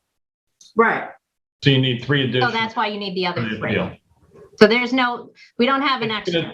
Whoever's on the appeal panel is going to be determined by whoever didn't adjudicate the case. So the director isn't the one that's. No, the director is totally an administrator. Got it. They're not an adjudicator. Got it. But because of their responsibilities, they do have to have the same qualifications and be able to be qualified in order to supervise and know how their staff, And once this is created and a director is appointed, they're basically going to put together the rules and procedures, correct? Yes, and we will assist with having stolen those from the other bureaus that are up and running, so they will not be starting from scratch. So you're certain that the director can serve as a judge? Yes. General municipal law says they have to appoint up to 7. And those individuals that they appoint are those who shall then adjudicate. It does not say may appoint up to 6 other than themselves. They can't appoint themselves. Okay. Then I had a question on same thing, 6211G. So I know Huntington, I think they put most of their, we're just doing more or less quality of life issues. They have a lot more violations in their piece. I just got to the part where we're talking about bonding and, payment or posting of such bond is required. However, no such payment or posting of such bond is required where the respondent is the holder of a current license or permit for the operation of a business issued by the town of East Hampton. Which number, Kathy? It's G. It's on page 9. G. Got it. I can, again, that one, I'd be glad to check to see if that's part of general municipal law or if it's Huntington. My guess is that sounds more specific to Huntington, but they also may have taken that. City of Rochester does this, a couple other places as well, and they may have borrowed as well and found that was something. Rochester's been doing this, I think, for over a decade now. So I think that some of them have found that these changes or these things have been helpful for them. But again, it depends on which sections of the code, that we're looking. And could you just double check, Nancy Lynn, because my understanding is that Huntington's director is the only sitting judge. Can't be. General municipal law doesn't allow it to be. We could just double check. If they are, they're doing it illegally. Is it possible that their administrator is one of their judges who just happens to administer the program? It's not how general municipal law, the state law, is written. If they are doing that, they might have an issue at some point because I'm just saying if they're one of their actual justice court judges who oversee their the justice program. Court judges can't be. No, actually, justice court judges aren't allowed to be administrative law judges. There is a conflict there, and the judicial system doesn't allow any of our sitting. So it can't be. So no, Kath, I don't think there's any way that could be happening over there. Yeah. Anything else? I just want to ask about the fines and penalties. Is that just something, where did those numbers all come from? Well, the ones that are on a ticket now, the town board approved 5 years ago. 6 years ago. Yeah. Those are on that. Okay. Got it. Yes. In the town code now, it's in there. Right. So there's some recommended changes. So you all put together those recommended. I know, Kevin, you said there are a few more that need to be added. Yes. So if we could get that list recirculated with those additions, so we have a final list we can start working off of. And then Nancy Lynn, I guess there are a few recommendations or clarifications that need to be made. Minor cut and paste thing as well. And then you can circulate that revised draft to us.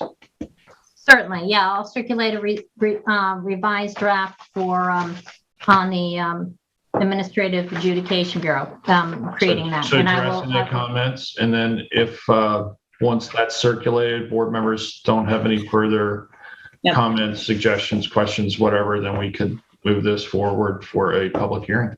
Do you want this ready for for noticing this Thursday or another meeting? I mean, unless there's anything else that comes up, I mean, these are pretty much minor things. You were going to take a shot at redrafting the administrative judge section, I believe. Yes, that's an easy cut and paste from what is in the, I can just. And so, General municipal law. if we get it circulated and comments back that folks are fine with it, we could go ahead and get it noticed, yes. Sooner is better. Yep, it was better. I like to clear things off my desk before the new year. So do I. A lot of clearing to do. Me too. Okay. Thank you very much, Nancy Lynn and Chief Michaels, Chief Sarlo, Kevin, thank you all. And, this really is an effort to help you have more resources and more time in the field and not as much administrative and paperwork. We appreciate all you do, and hopefully this will aid you in doing what you do best. Thank you. Thanks, guys. Thanks for your support. Thanks. Yes. Yeah. Okay, that brings us up to draft groundwater protection legislation, and this relates to proposed chapter. We're doing ethics, Kev. Did you want to do I'm ethics? sorry. I jumped one. My mistake. Yep. Nope. Right. Okay. So the next one on the agenda is the discussion of ethics code revisions. And again, Nancy Lynn, that's you. Yeah. Yes, it is. So I was forwarded some revisions that the ethics committee, the ethics board of the town had suggested. And I also went over some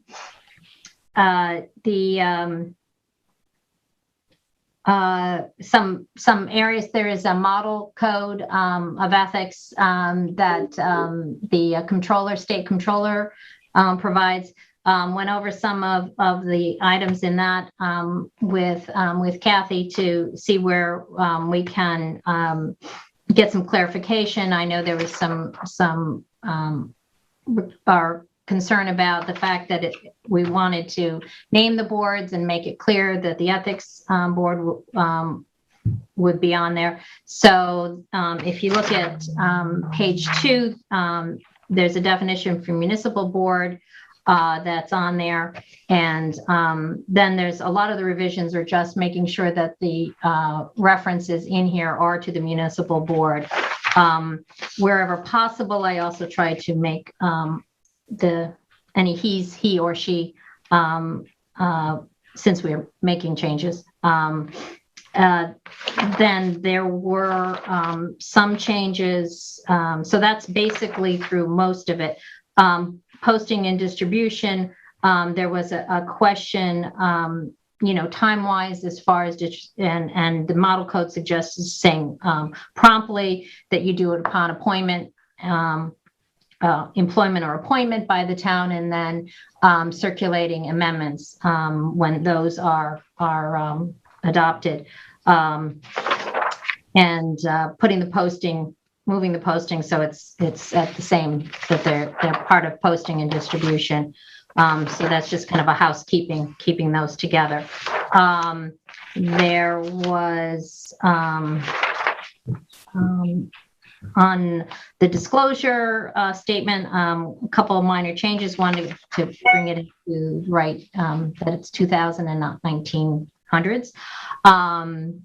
And then the real kind of changes that are reflected in what the ethics committee had suggested was on page 12 with the standards of conduct, explaining a little bit or clarifying the future employment. And that language is also from the model code or that the state provides to kind of explain about representation and whether you're representing on something that you worked on while you were an employee here or representing before a board that you were a member of. So those are in there as well. I think that is really the gist of, there are a lot of little changes, but that's only so that there's consistency to allow for it to say municipal board or he or she throughout. So there's a lot of little changes here and there, but the general concern was to be more clear about what are our municipal boards, and then also on future employment and the posting and distribution. So I don't know if anyone has any questions or other changes or other concerns about, it has been distributed. John was nice enough to distribute it to the ethics board, but I don't think we have gotten any feedback from them yet. Any comments or questions? No, Yeah, I was hoping, go ahead, John. Yeah, I have some comments. The ethics board actually, I think, did a good job of highlighting the need for greater detail in terms of describing the work that someone whose service or employment ended and could not participate in. They didn't like the initial language, which said that it had to do with something that employee personally participated in during the period of their service or employment. So I see that change was made, and the verbiage was appropriately changed to make it more accurate and definite. It was, the language personally participated is pretty broad and undefined. So I like the change in which we added personally and substantially participated while serving as a municipal officer or employee. I think the problem with this proposed amendment has nothing to do with what the ethics board requested, and it's the next paragraph, which essentially imposes a two-year gag rule, essentially, in which a person who is employed in public service could not render services to a private person or organization. And it's described in far broader language than anything we've ever had in the code before, in connection with any matter involving the exercise of discretion before the municipal office, board, department, or comparable organizational unit for which he served. Very broad, very sweeping, very undefined. And it's a two-year, essentially a two-year, I'm going to call it a gag rule, because it means you can't do anything on any issue that involved the discretion of the board. And one thing I find difficult about that is this could be something, a year or two down the line, the town board or a zoning board, whatever board you want, comes up with an idea that was never discussed, never, that this ex-employee never participated in. And it's a complete, total ban on commenting, representing anybody on that exercise of discretion. For example, if the town board a year from now changed and decided out of the blue, we're done with sand replenishment in Montauk. From now on, we're gonna build a seawall, never discussed before. That involves an exercise of discretion. So within a 2-year period of this gag rule, that person couldn't represent or render services to anybody in opposition to an issue that never came up, never was even discussed, which I think is wrong.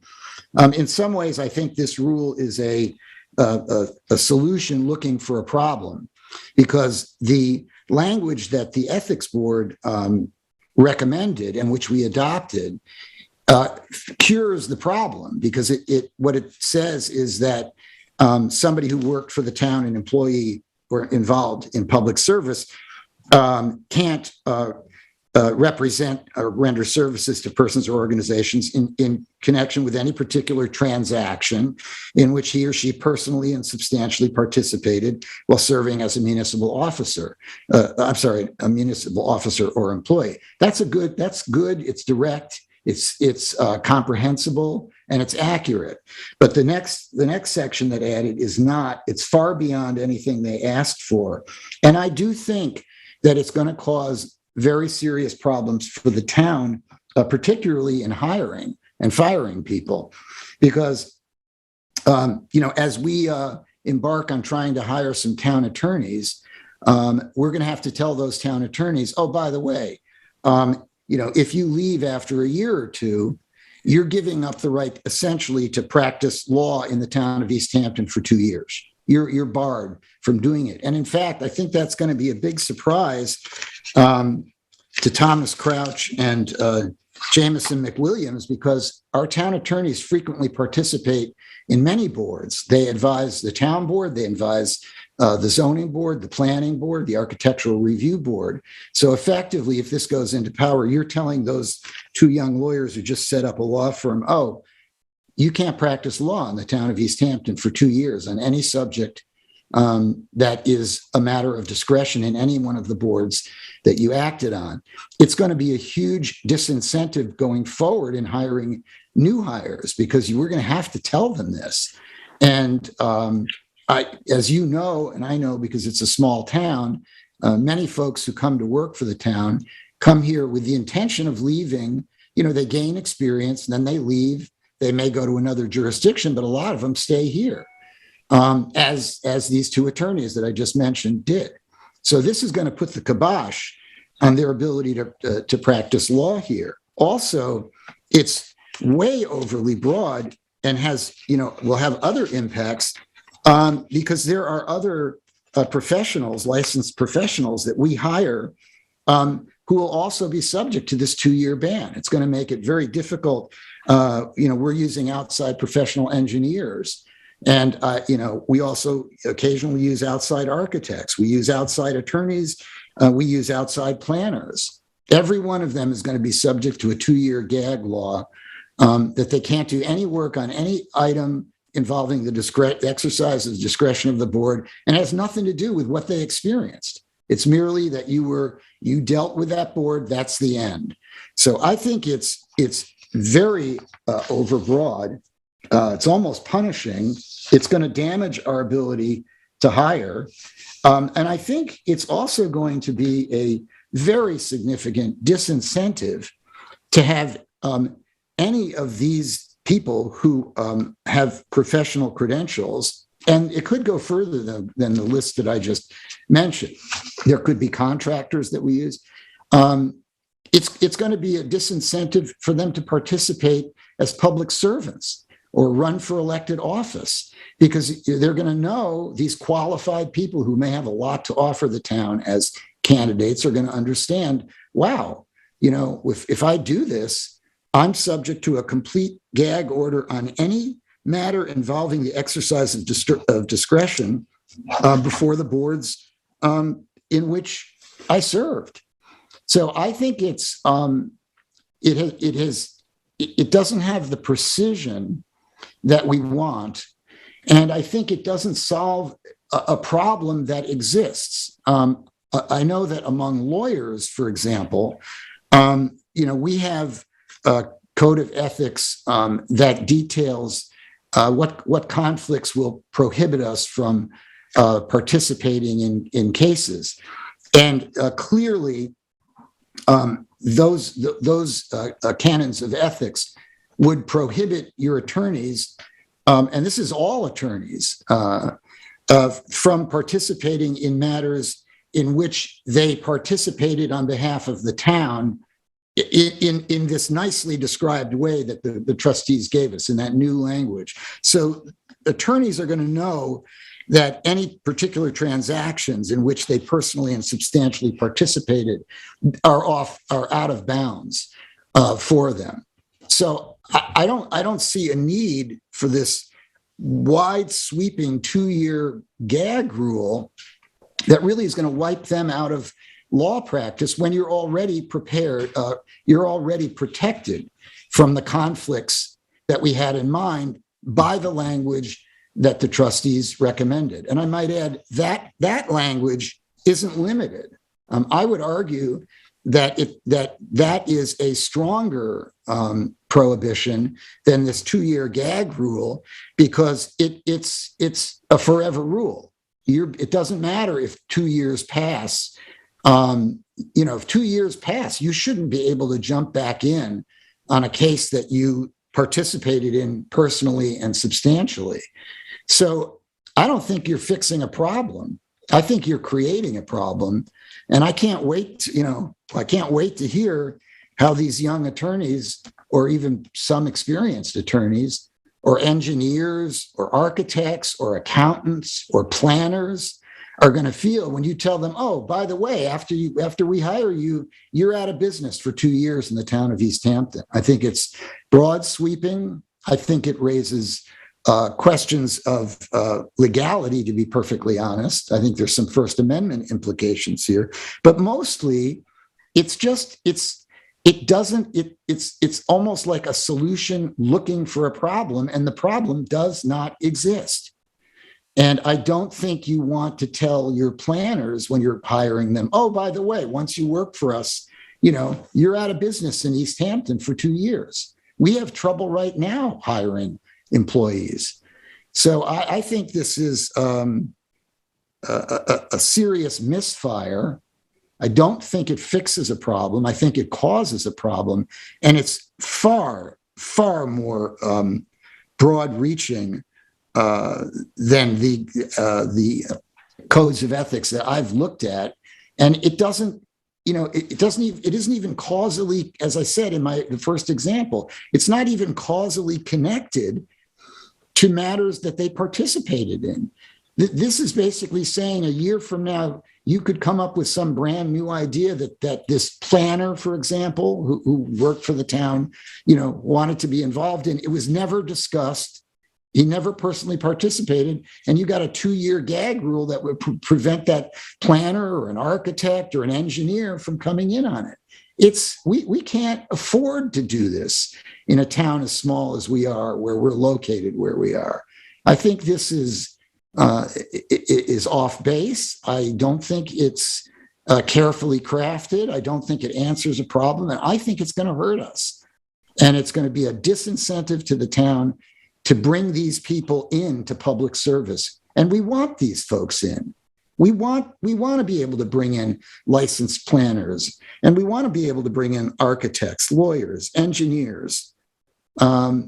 This is not a workable provision, and it's going to hurt us. And it's going to hurt us right away. Next time we talk to an attorney that we're talking about hiring, let's see how, I wonder how they'll react to hear, oh, you may be subject to a 2-year ban, like a gag rule for 2 years, can't practice a law, or an engineer that we bring in. Oh, once you work for us, you can't work in East Hampton for 2 years. No one is gonna jump at that. Can I ask, does this apply to architects and engineers and other outside professionals that we hire? Yes. So Nancy Lynn, can you opine a little bit as? I guess can you explain how? Because they would fall. Because if they were it's a termination of service or employment. So that if they provided a service to the town, they aren't to represent or render services to a private person or organization involving in appearing. So it would be it does. So personally and substantially it's in the definition. Participated. So are you talking about page 12, 2513 D1? D1 is both of these are from the model code. There were actually 3 sections in the model code. Paragraph 1 is very similar to what the language that the ethics board was looking for. This is another paragraph that was also in the model code that I was asked to put in here. It refers back to a definition. That's how you know. It goes back to municipal officer employee definition, but it doesn't say contractor. Yeah. Municipal employer, officer employee of the town, whether paid or unpaid, including members of the municipal board. No person shall be deemed to be a town officer or employee solely by reason of being a volunteer fireman, civil defense volunteer, except a chief engineer or assistant chief engineer. I guess what we could do is put in there as far as a contractor that has been brought on through outside professional bid. Yeah, but you're still going to affect any professional that serves on any board. I'm already discussed it. I'm just trying to answer that last question about. It's not workable. And frankly, when it comes to attorneys, you're better protected by the language that the ethics committee proposed. It's a much stronger ban. That's really not timely. Jeff, I'm not disagreeing with you there. I'm just trying to get back to Kathy's question. The ethics committee in their email of August 7th, 2019, asked for a period of 12 months. And then when we discussed it on September 14th at our work session, we talked about you going back and looking at the New York State Code, and the New York State Code had 2 years. I understand. I'm just saying to you, first of all, it is wildly indefinite language to say that a person for 2 years can't represent or advise anybody in connection with any exercise of discretion by the board. That is just incredibly overbroad. Is that in the state code, Nancy Lynn? It's not in the state code. It's in the model code that the controller's office provides as a starting point. But it is not. Southampton has a 12-month. There are other municipalities that have no specific time frame. There's a lot of different language out there. I'm just saying, I think this is damaging to our hiring. It's damaging to turnover. It's going to be a disincentive for any licensed professional to work with the town. And we already have huge problems. You tell your attorneys you're going to be out, tell this to the 2 attorneys that just left and set up a law firm. Oh, guess what? We're going to enact a law. You cannot practice law in the town of East Hampton. I think that's a stretch, Jeff. I mean, it isn't a stretch. You're exaggerating more than a little bit about saying you wouldn't be able to practice in the town of East Hampton. Read the language. It is not an exaggeration. I'm reading the language. It says that it is limited. I think that, for example, I think Thomas would not be able to bring an application before the planning board for 2 years. I don't think that it would necessarily mean he couldn't, having never done anything with the zoning board, he could bring applications before the zoning board. He could represent people in justice court because he never was before justice court. He can do wills, laws, or it could also affect his ability to come in front of the town board because our town attorneys. Yes, often, he would not be able to. He would not be able to lobby the town board for a period of 2 years. That's correct. Let me ask you a question. He left in September.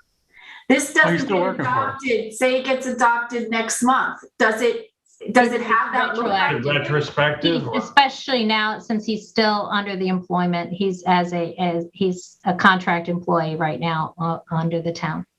Number one was really what I got to tell you, the ethics board was looking for something that clarified the idea of if you're in town and you're working on a project and you're involved with it on the town side, they didn't want you leaving and then becoming an employee of the applicant later to come into the town and deal with that same application. We were in the past, we were looking at a time limit as kind of an arbitrary item that really didn't serve a purpose as far as avoiding conflicts. We wanted people not to have the advantage of having maybe information that they obtained while serving in the town with regard to a particular project or application and then flipping to the other side and representing somebody on the outside. And so just a straight time prohibition, 2 years. If a project goes on for 15 years, after 2 years, you could just come right back in, but for this paragraph number 1. But I'm not sure that just the time limit does anything for the town, other than Jeff has a good point. we're going to have to, of course, disclose to anybody who wants to work for the town that you can't come back and work for an applicant in front of either the town board or whatever board you're serving in the future. I don't know. We haven't gotten any comments back from the ethics board, so I don't know if this is what they were really thinking or not. I know it's in the model code. I have to agree with something that you just said, and that is, I've got a long history of dealing with the town boards, and I think what the trustees recommended is stronger because it's a permanent ban. And I've seen, attorneys or planners come back and talk about stuff they were involved in after a couple of years. And that's not a good idea. I think what the trustees recommend, the Board of Ethics recommended it's stronger and it's more particularized to what the problem is. You want people who have participated substantially and personally in particular projects not to be able to come in on the other side. That's the deal. This 2-year, what I call a gag rule, which it is gonna really mess up your ability to hire. So I think we discussed this even last time when Hugh King was here, and it might have got overshadowed, but I actually agree that the language by adding substantially participate is very important in there right now. And if someone doesn't know how to define substantially or can't determine that, then they go to the ethics board for that determination before they participate in whatever municipal board they're going to be going for. I do agree with Jeff right now as far as the time ban on there. It's something that can potentially hurt the use of, I don't want to say outside contractors, but staffing from the way that it's been traditionally used and looked at as far as the town boards and other staffing matters. A hard ban on there for that long right now is something that I think it's something that's it's nothing that I would be in favor of. It would also affect your planners. The planners come and go too. I understand. I agree with you, Jeff. I don't know about the outside contractors on there because that's not how it was defined. So Nancy Lynn, you mentioned that, but if you go back into the definition of the definitions page, it says municipal officer or employee. It doesn't say an outside contractor. Right, and going back using that, I apologize. My response was because it said termination of service or employment. And part of the problem is service is different than employment. So that's the only place where service came in. But going back to what is currently in our code, which narrows this, the first paragraph of 2513 narrows it just to municipal officers and employees. And then if you go to that language, it is limited. So I apologize. You're right, David. I was just looking at that paragraph because it said service, and service would apply, but not, but it's already limited at the beginning of the paragraph. Well, would you recommend us adding any language into the definition page? Definition under of employee or municipal officer employee. Yes. I didn't look at that. I wasn't asked to consider that under our definitions section. Well, we can bat it around the board, but it's just one of my thoughts. Yeah, but it's already limited by the language at the beginning of that page. Is why I asked the question, why I was confused. So let me just ask a question. So years ago, a former member of the Natural Resources Department came back and represented an applicant before the ZBA. And, on something that had to do with the LWRP, something that person had been involved with.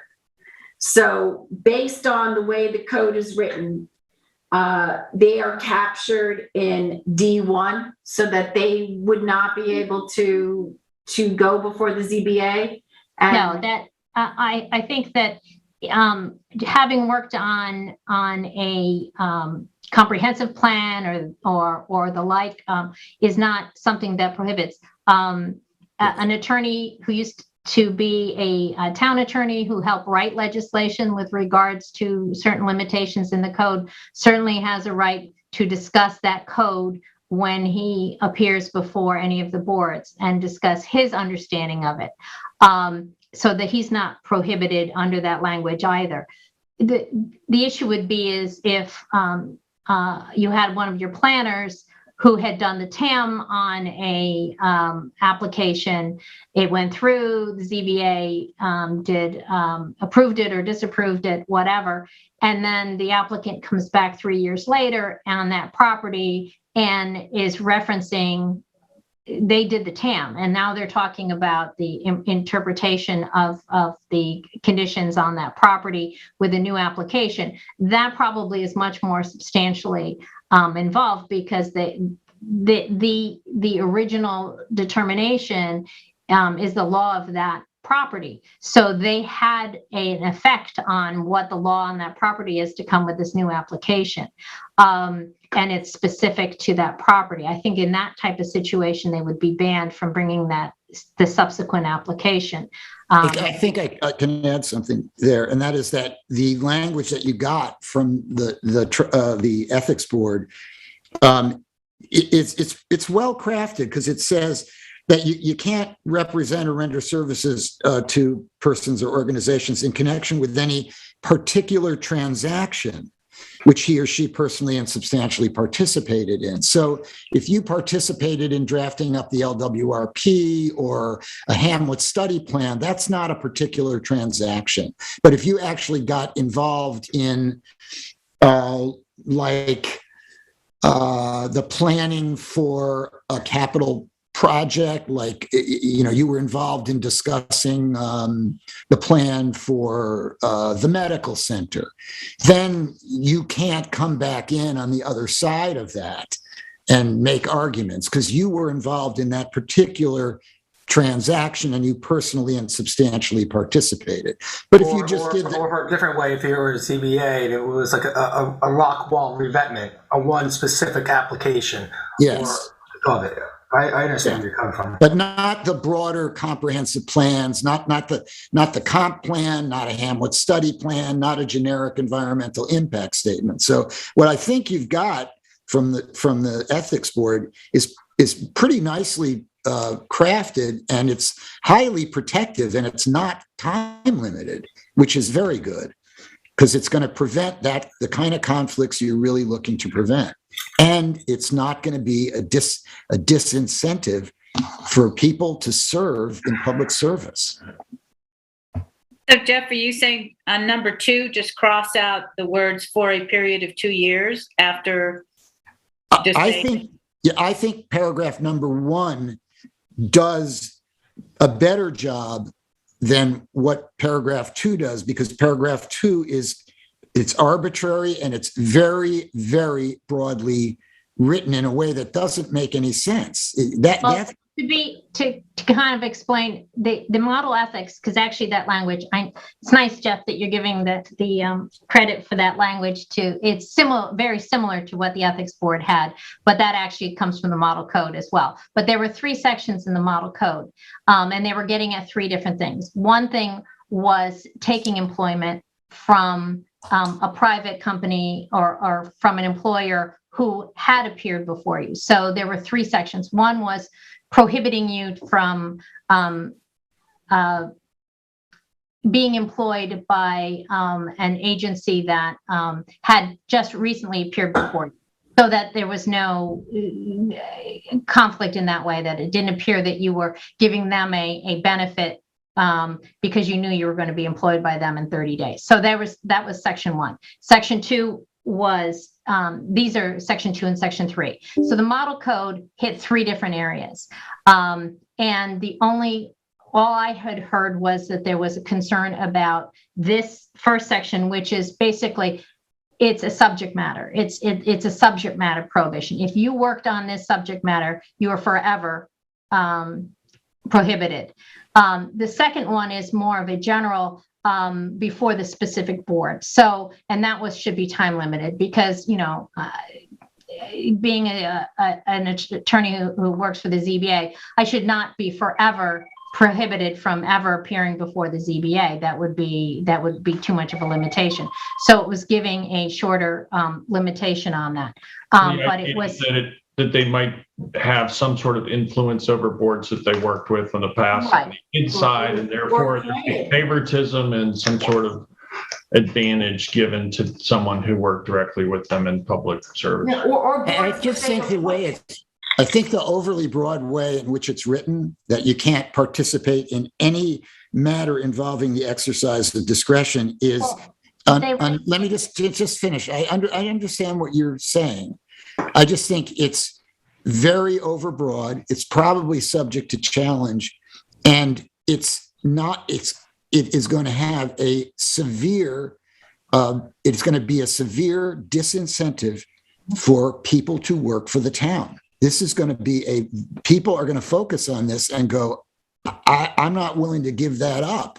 Because a lot of people that we hire in the town attorney's office or planners, they're going to move on and they want to practice in the community. I wouldn't disagree with you. I'm saying that the reason it's overly broad, I'm sure it was based similar to what New York State has as far as restrictions. The state has basically lobbying restrictions. This I think is probably taken from that.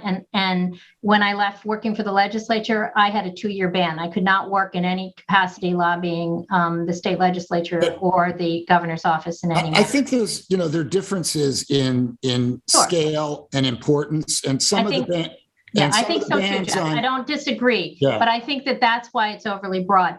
The sections in the model code were to give you ideas of how to address those 3 different areas. One, being lured away and the potential conflict of someone luring you away and being in good, because they're giving you a great job in the private sector that might somehow influence your public performance before you leave. The second one being subject matter. And then the third one being, coming back and having undue influence and having a time limitation. There are others. Southampton has the same type of thing, but it's a shorter time period because they didn't want. Now, I just think with the issue of undue influence, Jeff, is there a way to deal with that? That would maybe be quite so broad or maybe have a shorter time frame, because there is I think there's a concern about that, and I think lobbying for private interests once leaving public office or the town's employment is a concern. I think it would not be a bad thing to explicitly say that you can't represent a client that was before your board on an application. I think that's a good extension here. And that's going to prevent what you're talking about. Somebody saw you as a town attorney in the zoning board and said, oh, she really knows what she's doing. I'm going to hire her when I come back. And they had that experience because that attorney or that planner was involved in a case. So I think that could be prohibited. But I think, how would you do that, Jeff? So for me, for example, so anybody any applications that came before the board, or anybody who, so if I were to leave the town and go private practice to represent land planners and do land planning and representation before ZBA. So anyone who ever appeared before the board while I was an attorney there, I can't take employment from them? I was actually thinking of a person that appeared on a case and then hired you to do more work on the case. It's almost like the first subset. I think the first one already prohibits that. I think it's a particular transaction. That would be an application. If somebody came in with an application and maybe withdrew it and then later wanted to present it, obviously I would not be able to present that to the ZBA because I worked on that particular transaction when it appeared before the ZBA the first time. So I think that paragraph 1 already takes care of that. Yeah, I don't think that a blanket prohibition is really necessary in a small town. And I can add that, that when the courts look at conflicts in a small town, like a town the size of East Hampton, they're very liberal on conflicts because, and I've litigated this, in fact, involving the town of East Hampton, where someone was friendly with a planning board member. And in a small town, they recognize, especially with administrative boards where everybody knows everybody, that, that apparent conflicts come up all the time because it's a small town and you know people, and they're generally dismissive of those. And I would say that the issue of favoritism from a former attorney on the zoning board I don't see it as a particularly significant issue, honestly. I mean, I've practiced law in front of those boards for 35 years, and people cycle in and cycle out all the time. To me, what happens, you've got independent counsel there. And I've actually seen instances where the board gets mad at prior attorneys that have represented them for sort of throwing their weight around. So I don't really see that as a problem. And I see this remedy as way overbroad, and it's going to cause problems, and it already will cause problems. You've got new law firms, and you've got planners that cycle in and cycle out, and it's not just lawyers. It's lawyers. Actually, you have some better protection on, because our code of ethics prevents us from taking on cases with conflicts. But you're also talking about planners, and you're talking about new lawyers. So I don't think it's necessary. I think paragraph 1 does the trick. It answers the problem that we have here. So John sent us some information just now too, John Jelnicki, about what's happening and what Southampton has. So it may be something that you want to look into. It does have a period of 12 months following service. Yeah, I looked at it. I don't think it has this language involving the exercise of discretion. I did look at Southampton. I don't think this is necessary. And I think you are going to see that this is a disincentive when you want to hire people.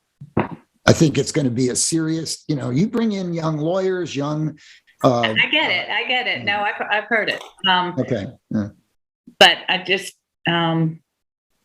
think it's something to think about. And I appreciate the information. Well, those are my comments. I'd be interested in noticing then everything else except for D2 on this. Because I think the language put in substantially participated clarifies a lot that I'd be interested in. Because I know on the zoning board we had situations with either individuals that were coming in that were either that had substantially tried to participate. We didn't let them participate on there, but to be time barred for that many years right now, or even 12 years, I'm not necessarily up for it right now. But I would notice it with just D1 and all the other changes that were already mentioned. So you're saying 1 year, 12 months? No, I'm just saying T1. No paragraph. T1. Okay. Thanks. Taking out the term limitation. So there would be no paragraph 1. It would just be the one paragraph about future employment. Mm-hmm. No, yes, it'd be D consideration. This would be 1. D. Mm-hmm. That's just me.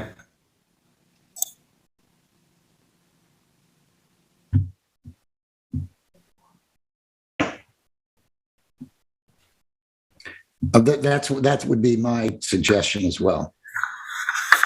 Do you want to wait to hear what the ethics board says, or you want to just schedule it? No, I'm good with that. I'm always good with listening to the ethics board. Did we want to incorporate the changes from New York State Public Officers Law 73-5?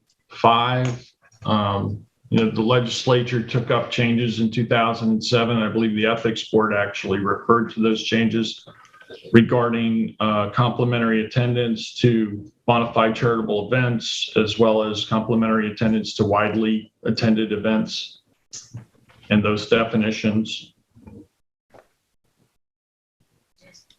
Well, the model code, which incorporates some of those things in, it has a whole, is a longer version of gifts and whether that is, that they actually hit a lot of different areas as well.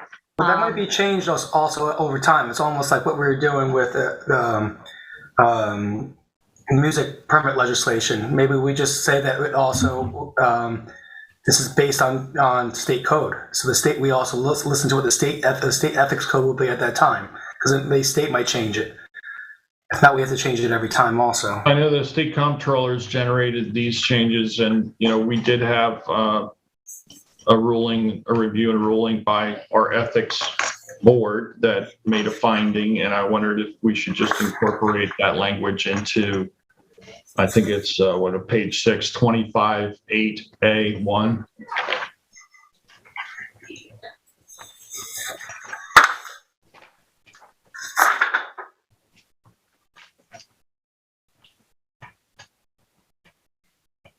I mean, it pretty narrowly defines in the state law that issue. What does the state say? There's a number. The complimentary admission must be offered by a sponsor of the event, and 25 individuals who are not part of the agency attend or are in good faith invited to attend. It has to be related to your public official duties and responsibilities, or allow you to perform a ceremonial function appropriate to your position, or a speaker or attendee at an event addresses an issue of public interest or concern, and that you inform your ethics officer in writing of the widely attended event before the event takes place. So there's just a number of just clarifications, checks and balances about that issue. Well, there are a lot of areas that public officers law and or other areas do affect our ethics that are not in our model code, or not in our code, that are touched upon in model code, such as nepotism, some recusal and abstention. Some of those things are also addressed. I don't know,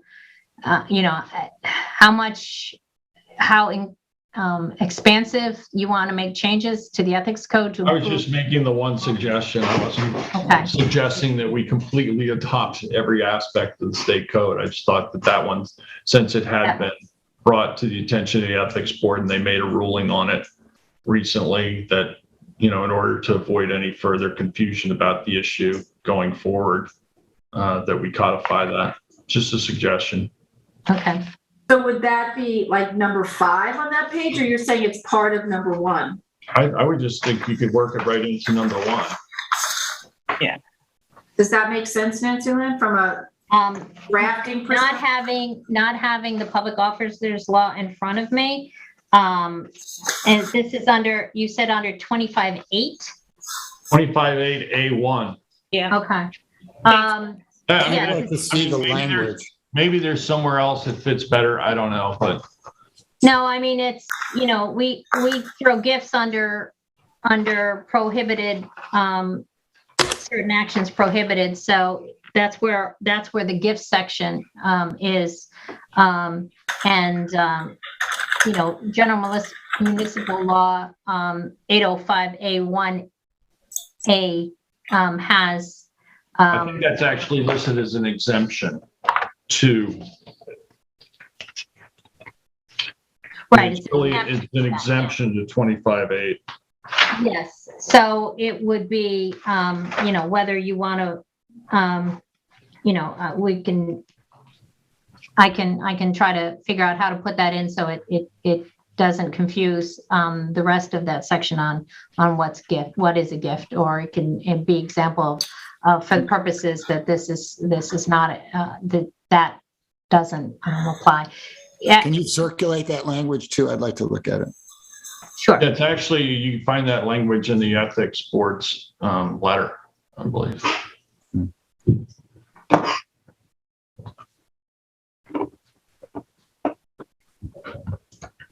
Okay, anything else on this topic? If not, well, we can move on to the last. So that I'll make some of these changes and circulate that around. Are you still looking? I'm running out of time to be able to get these done before the deadline for posting. As I apologize, but I do have a ZBA meeting this evening. So I think I can get the language that you need for the administrative board circulated and updated in time to get it to Carol for her deadline. I'm not sure I will be able to get this one all ready for noticing for public hearing tomorrow. Or can we notice it on the 2nd and hear it on the 16th of December? I don't think there's any problem with that. Yeah, that's enough time. You actually only need a 5-day window between publication and hearing, so that would work. But does that allow us to have, because I know the ethics board wanted this to go into effect for 2022.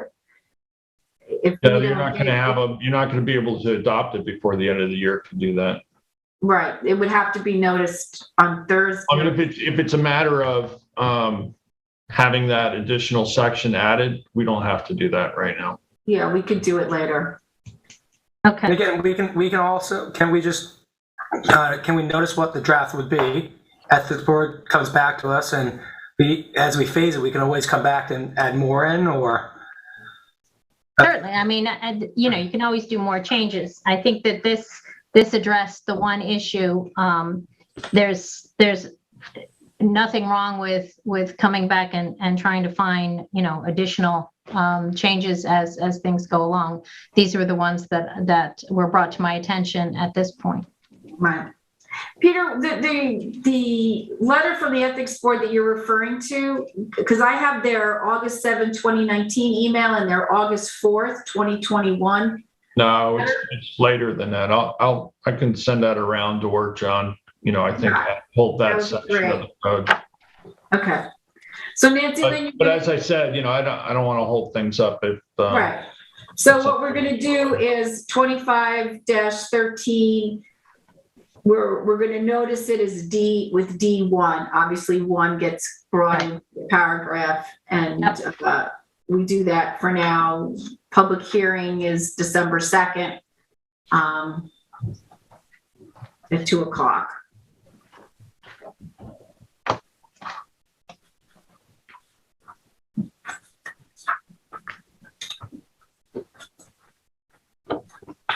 Okay. Okay. Thank you, Nancy Lynn. Oh, good. Thank you very much, Nancy Lynn. Well, okay, that brings us up to our last agenda item, which is the draft groundwater protection legislation. Okay.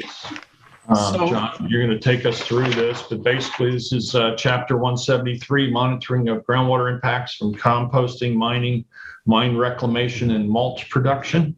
Correct. And what this does, this is a new chapter, and it provides for groundwater monitoring of these types of facilities to make sure that the operations aren't resulting in any contamination to the groundwater.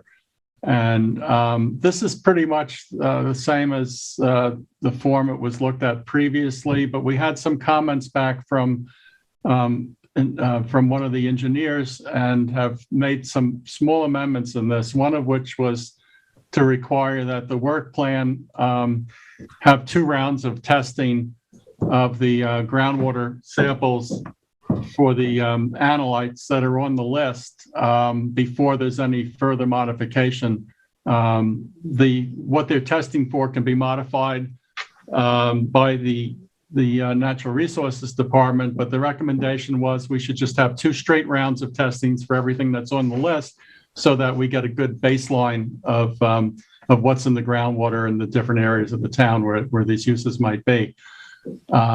The other change was we had a provision initially for annual monitoring, and they suggested it be done biannually, so we made that change as well.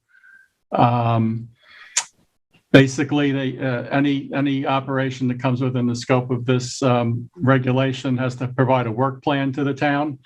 And they have to implement the work plan within 3 months of the approval of the work plan by the town. The Natural Resources Department can be present when they implement the work plan, and in the event that we find that they're not operating in compliance with the monitoring plan they submitted and was approved, they're deemed non-compliant if it's not in place within 3 months. And if they deviate from the plan, I believe it's more than three rounds of revisions. If they don't fully comply with all the requirements of the plan that was approved within 3 events, they're deemed to be non-compliant as well with the statute. And we can enforce by way of a fine, or we could, of course, initiate a civil proceeding to enjoin the actual conduct that's resulting in the violation. The fines allow for penalties of up to $10,000. And second or subsequent violations of the chapter are a minimum of $10,000 up to $30,000 and or 90 days imprisonment or both. Plus, again, we have the civil remedy of going to Supreme Court to get an injunction against the activities that are violating the plan. That's pretty much it, unless you have questions about it. It covers mining. It also covers the composting operations too, which also can result in contaminants going into groundwater. And mulching. Sorry? And mulching. And mulching, yes. Well, yeah. John, I had a question, or I think a correction on 173-6, penalties for offenses. 4 lines down, it talks about the water quality protection surcharge shall be paid to the clerk of the court or administrative tribunal. Do you mean administrative adjudication bureau, the new admin bureau that we're putting in? Although I don't think this kind of violation. What's an administrative tribunal? We don't have one, right? Yeah, we should change that.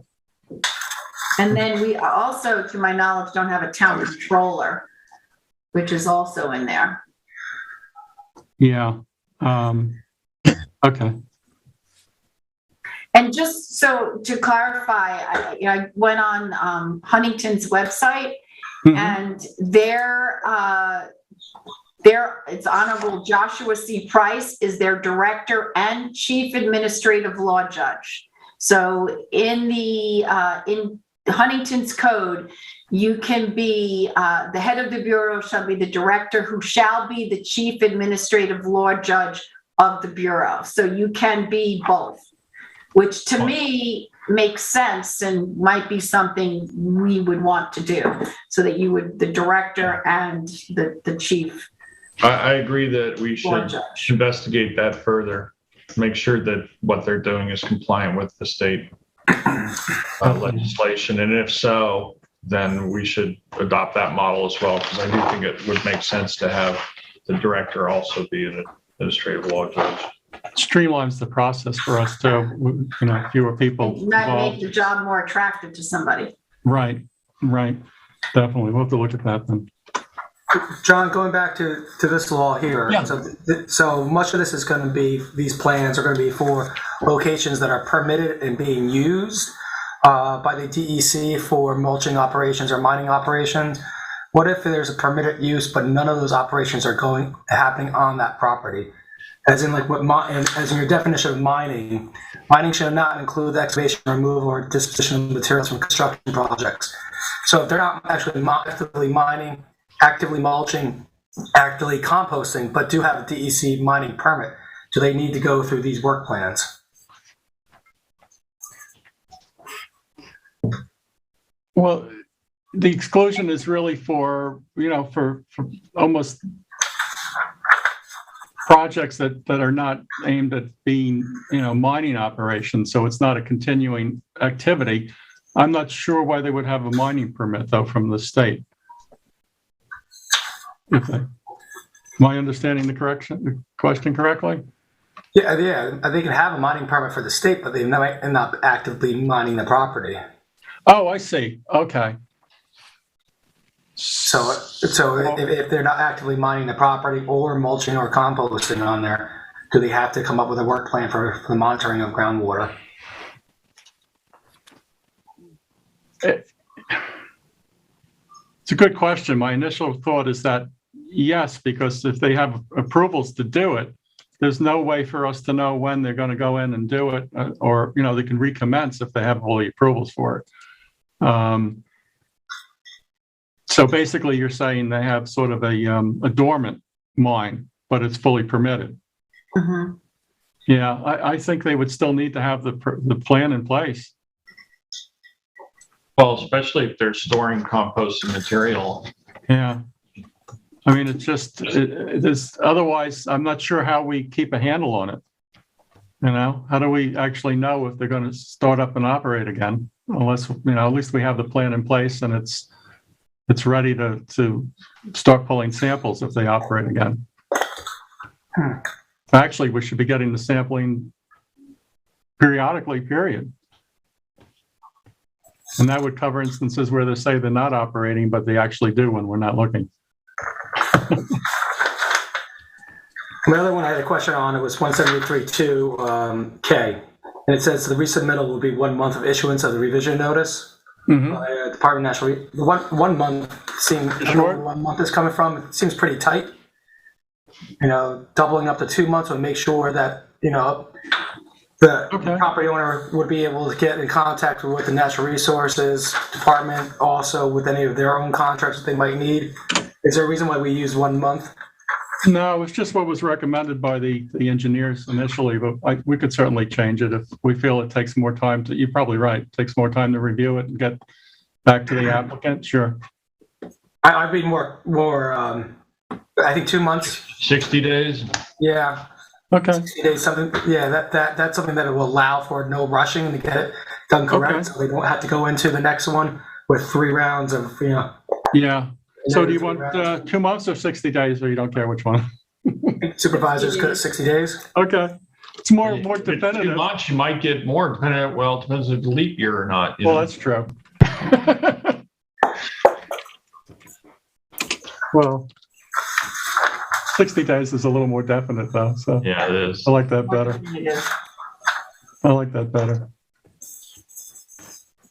So I hate to go backwards, but I had a note here I just saw on the previous discussion of the legislation, and with regard to the postings 25-9, it refers to the supervisor to promptly cause copy of the ethics to be distributed and to cause the copy of the code to be posted. And I believe that should read town clerk, because I think the clerks generally, I see Carol just shook her head. She doesn't want to do it. But I mean, no, it's not that I don't want to do it.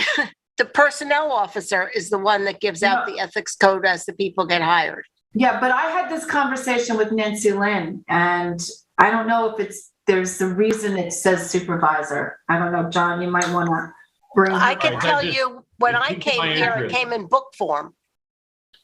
It does now. It does now. We now have it.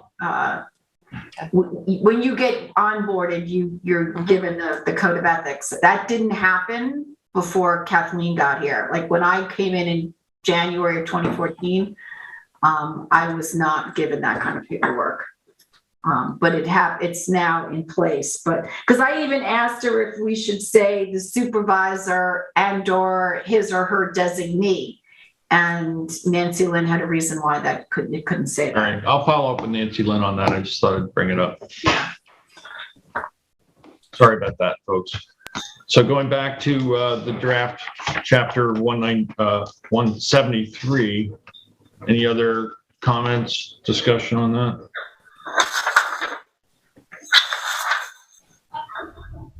No. Okay. Very good.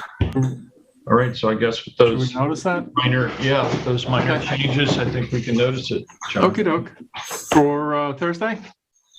Sure, you can turn it around then. Yeah, could do that. And then hear it on the 2nd? Sure. Okay. We should just look at what we're hearing on the second. Okay. Just keep a balance, I would imagine. All right. So, okay. Either the 2nd or the 16th, maybe. Okay. Okay, so that concludes our agenda topic items for discussion, and we can now move to liaison reports. Sure. So I just wanted to, I don't know if some folks had heard that we had, East Hampton Fire Department had showed up at the senior center yesterday, and I just wanted to let folks know that there was a spark from an outlet yesterday during the beginning of the nutrition program. And our human services staff, always putting the safety of our seniors first, took quick action, called the fire department, and a chief's investigation commenced. The participants, the seniors, were immediately evacuated, but just as quickly the fire department showed up, and it was determined that it was a malfunctioning commercial coffee pot. That was the issue, and not an electrical problem, but just to be on the safe side, Barry Bennett, our town electrician, came to the center yesterday and replaced the outlets. So most of the seniors returned to lunch, except a couple decided to go to Pepperoni's for pizza. The Montauk, I wanted to talk about the Montauk Food Pantry. In speaking to the director, I learned that they're in real need for donations. So I have a resolution on for Thursday for us to approve an emergency grant of $20,000 for the Montauk Food Pantry, and the funding will come from various lines in the human services budget. Our food pantries continue to need our support. I mean, most folks think that now that folks have been vaccinated and people have gone back to work, that things have settled in, but the COVID-19 crisis really dealt a damaging blow to many people in our community, and the numbers that they're serving at the Montauk Food Pantry and at Springs and East Hampton are pretty staggering. What I learned is in 2019, the Montauk Food Pantry served about 2,600 people. In 2020, that number was close to 19,000. And this year, they're expecting to serve over 13,000. And, as you all know, the Montauk Food Pantry is 100% volunteer, and they never turn anybody away. So I guess this is also, a request to community members that are tuned in. As the holidays approach, please consider making a donation to support those in our community. These food pantries do tremendous work, and our neighbors, need the assistance. And now Chief Sarlo and I have a meeting tomorrow with the Springs Food Pantry, because there was some issues with they're seeing such big numbers. It's causing an issue with the traffic over there, particularly because most folks now are coming after work and it's dark. We have a TCO posted there each week, but safety is a concern. So we're going to be meeting with the executive director and some other folks to see how we can address that situation. A couple of weeks ago, we had Drug Take Back Day here at Town Hall. That was Saturday, October 23rd. It was a huge success. The police department collected 40 pounds of unused or expired medications, which is tremendous. I had mentioned last week that I was going to talk about the Spring CAC this week. We had Chief Sarlo there. He answered questions and informed community members about the staffing levels of the police department, Marine Patrol, talked about quality of life issues, speed warning signs, and how they are implemented. Some of the folks on the Zoom wanted to know how the Springs community could communicate best with the police department. So the CAC has formed a subcommittee on police matters to address issues like speeding, public safety, and littering. A few weeks back, town board by resolution hired a contractor, Green Velvet Landscapes, to install rain gardens in Springs. This is part of the Accabonac Harbor Stormwater Abatement Program.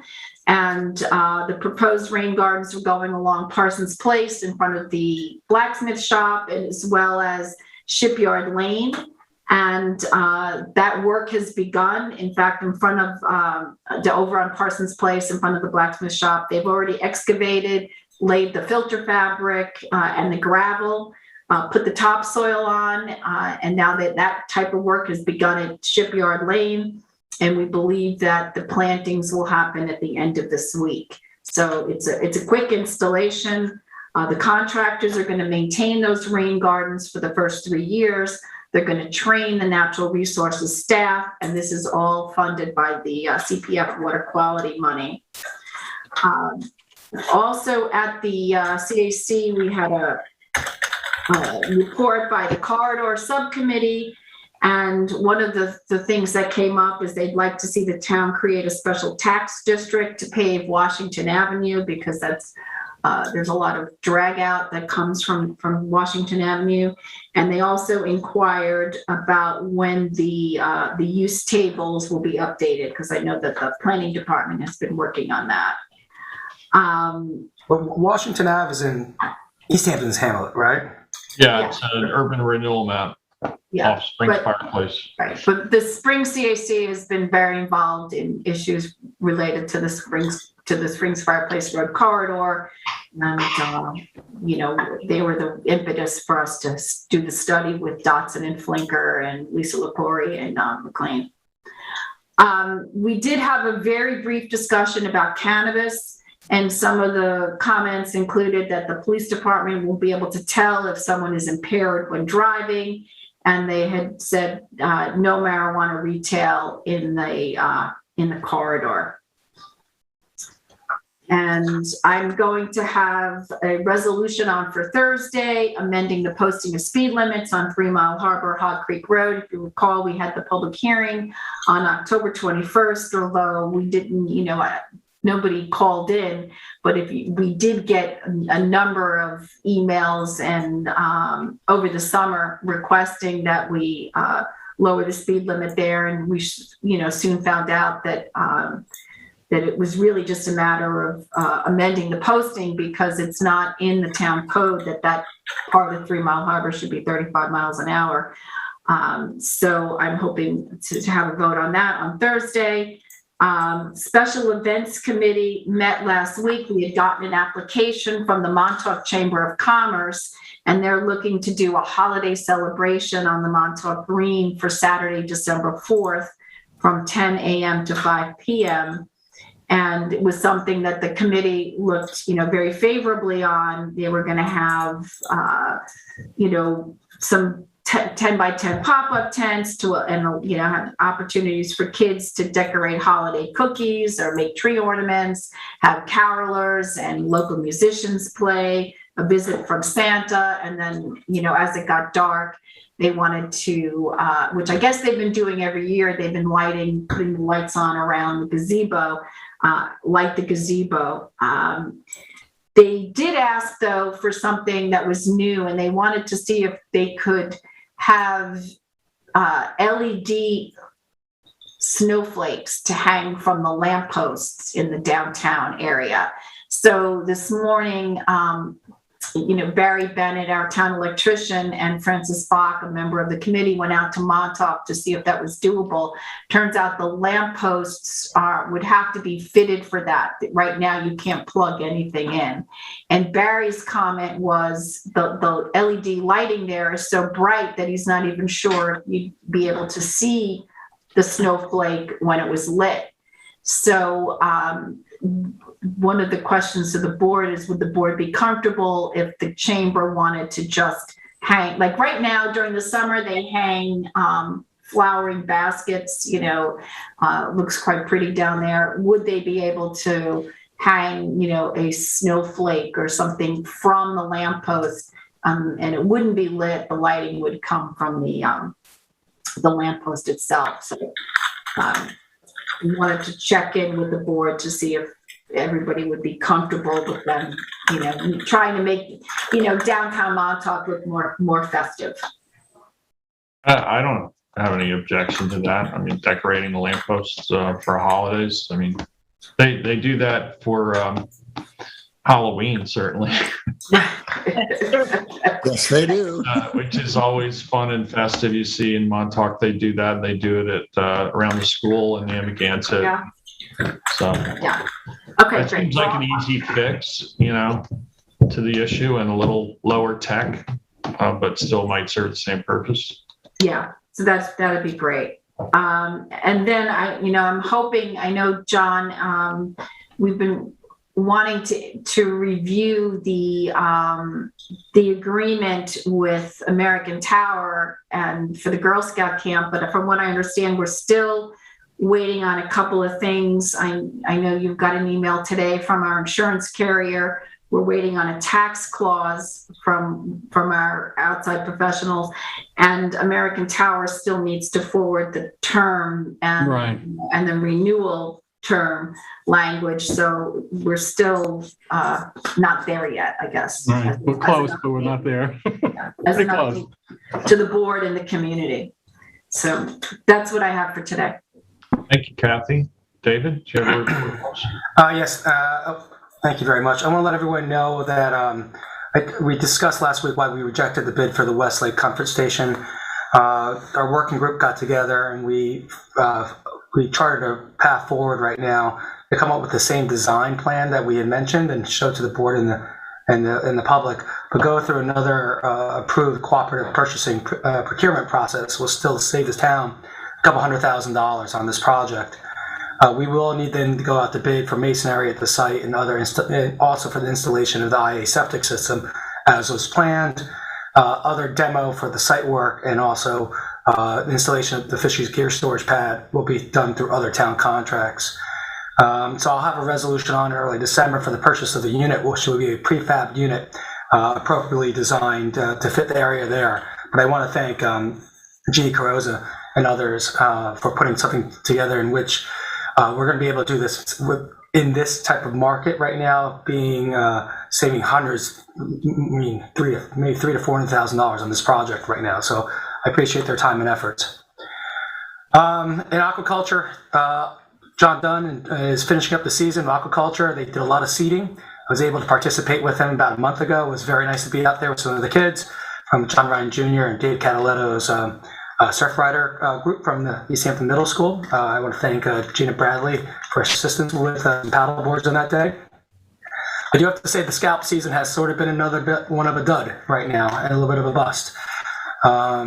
And even though we were looking pretty good with bugs early in the year, it's not the same as last year. You might be hearing that either from the lack of people telling you how great scallops are tasting, or lack of people out there just on the waters in the morning scalloping right now.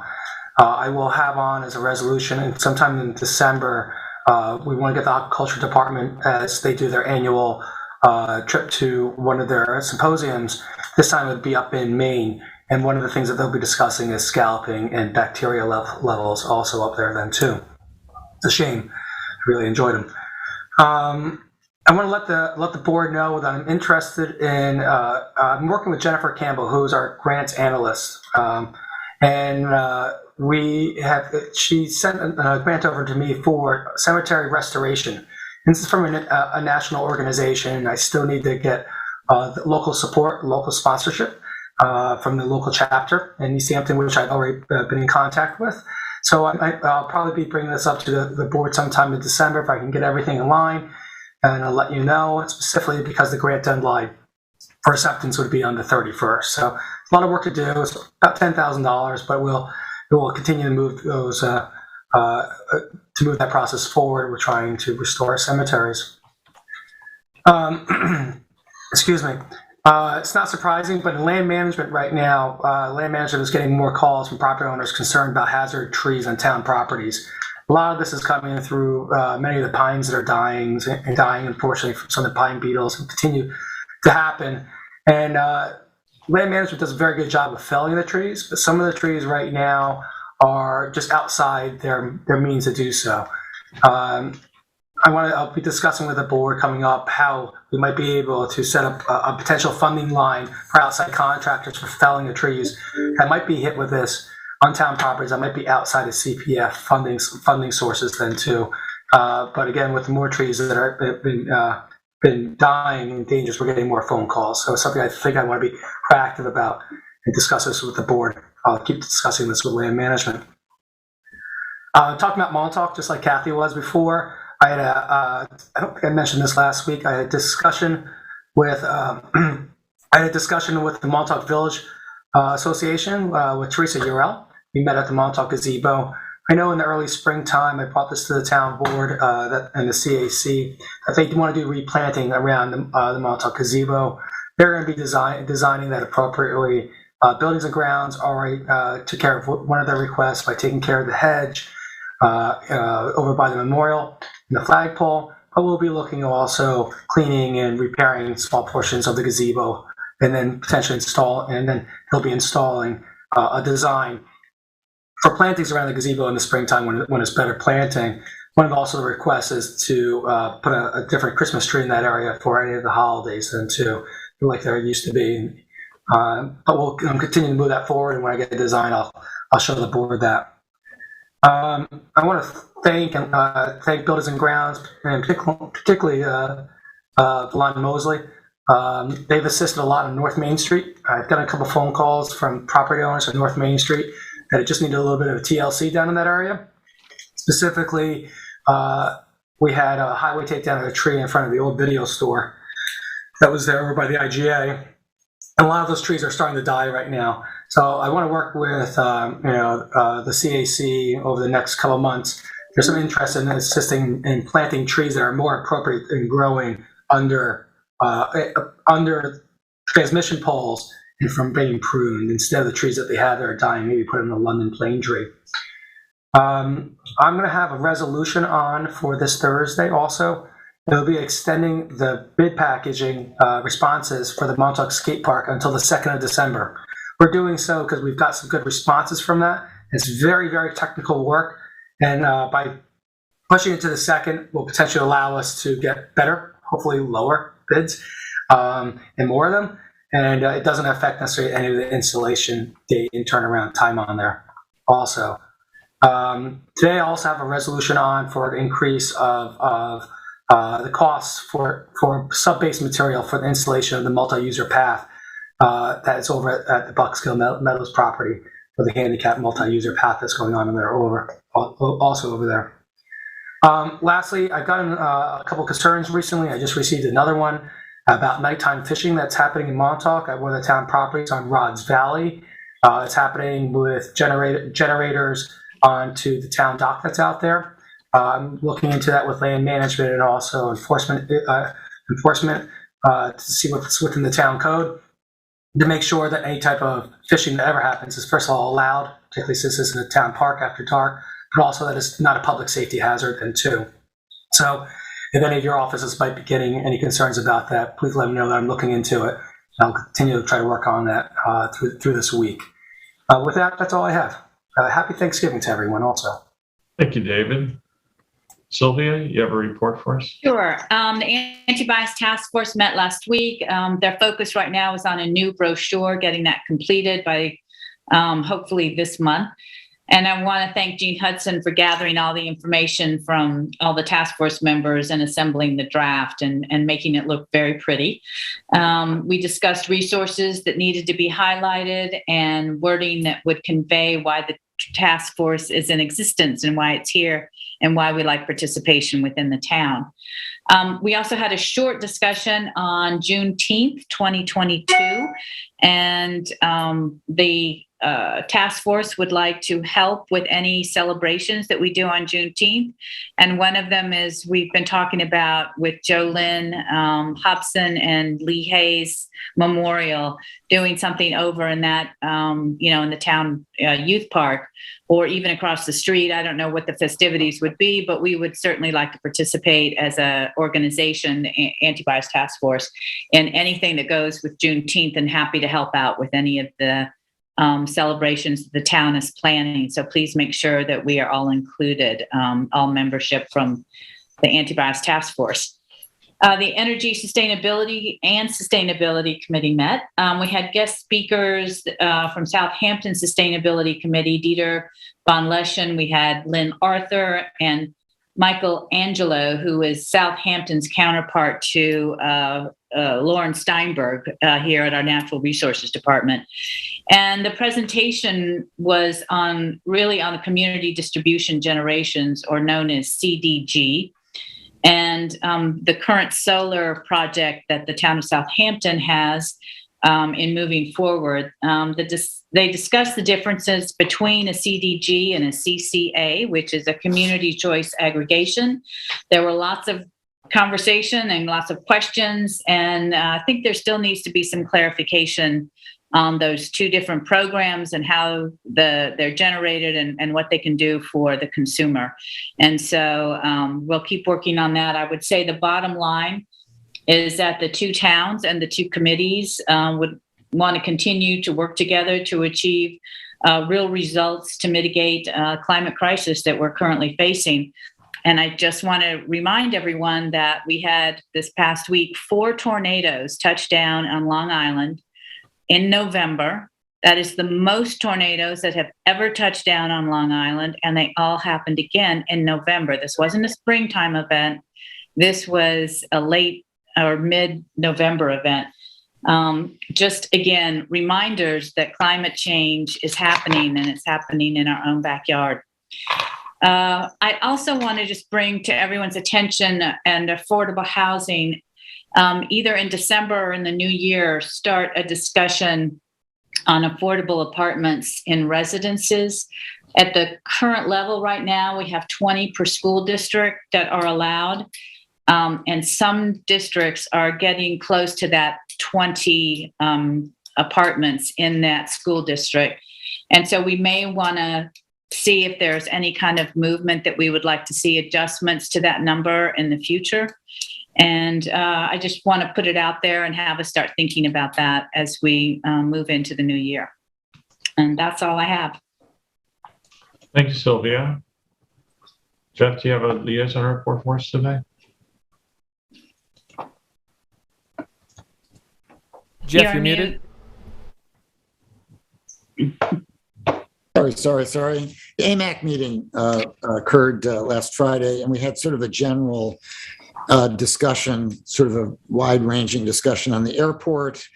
The first item was a question about what Gabreski Airport could handle, and we were advised that they have 60,000 operations. They have had operations up to 90,000, and overnight parking is generally pretty good. So it doesn't look like there'd be any problem with Gabreski handling East Hampton diversion. That led into a discussion of the number of passengers involved in operations in East Hampton, and several people, including Cheryl Gold, who's an airport critic, mentioned that frequently jets arrive or leave without passengers because they drop or return passengers and then leave, so that there are often more operations and fewer passengers. And that led into a bit of a discussion about HRA's, our economic consultants' estimate of 4 passengers per operation, which might be a slight overestimation, but as you may recall, HRA in many of its estimates was trying to be conservative, meaning conservative in favor of the airport. And so there was some discussion that might not really reflect the actual number of passengers that come in and come out. There was also some discussion about airport parking and that there wasn't enough airport parking, which I think is somewhat true because we're parking on, I think Jim Brundage indicated that we were doing some parking on a runway, I believe, which indicated that, we were a little tight on parking. A more interesting discussion was about the last amendment to the HRA economic study, in which HRA was analyzing the economic effects of stopping commercial traffic, and the numbers came out showing virtually no impact. And a large part of the reason for that was that in the questionnaires that were issued, 70% of the people questioned indicated that if they could not fly into East Hampton, they would take other means of transportation to get in, which means that if the commercial passengers could no longer come in, it was likely they would still visit East Hampton and spend the money that was attributed. So ultimately, the number attributed to a closure of commercial traffic was negligibly different from current operations, which is kind of interesting in terms of the town board planning on what it might do to limit or change commercial traffic. Again, one of the members brought up that gross fuel sales were indicated in an earlier HRA report as showing a big number that made it look like we had a much larger profit than we do, because the money that we take in for fuel immediately goes out to buy more fuel. So I'm going to be checking in. I know that we've previously discussed this with HR, and I want to make sure that that is corrected. Arthur Malman made an interesting point. He said that we may be entering the post-COVID era. I'm not sure of that yet, but what he did say is that at least among some groups of businesses in New York, they're not going back to 5 days a week business schedules, and he thought that that would continue to change the flow of traffic here. As we saw during COVID, there was more traffic, particularly jet traffic, less traffic on the weekends and more weekday traffic going into New York. So he was suggesting that that might happen. And they again wanted to know if Cooley had obtained the grant assurances for the Montauk Airport, and I have to check back with Cooley on that. Cooley was monitoring the call. A bigger issue of concern to many folks is that we have not done any soil testing for the presence of lead. You may remember that way back when we were just beginning to talk about the re-envisioning process, we did go over some proposals from engineering companies, and in conjunction with advice of counsel, we didn't do that kind of testing. And I think maybe what I can do is just email that around and see if there's any consensus to change that and do it. There were some problems when we talked to engineers about doing air testing. It was very expensive and very difficult to do, and they thought that the presence of the highway nearby would influence the tests, and they weren't sure it would produce anything that would, actually move the ball forward. And I think there was a similar reluctance to test for lead, but there have been some studies indicating that much of the lead in the air emanates from aircraft, and it doesn't dissipate in the blood of children, so it's a very serious pollutant. So I think I'll pass around an email and see if there's any consensus to do more testing on that. Jeff, let me ask you a question. We've got FPM out there now doing soil testing because of the Superfund site. Are they testing for lead?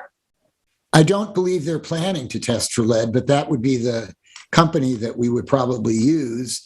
And I could also coordinate with our council that's dealing with the other, the PFO pollution there.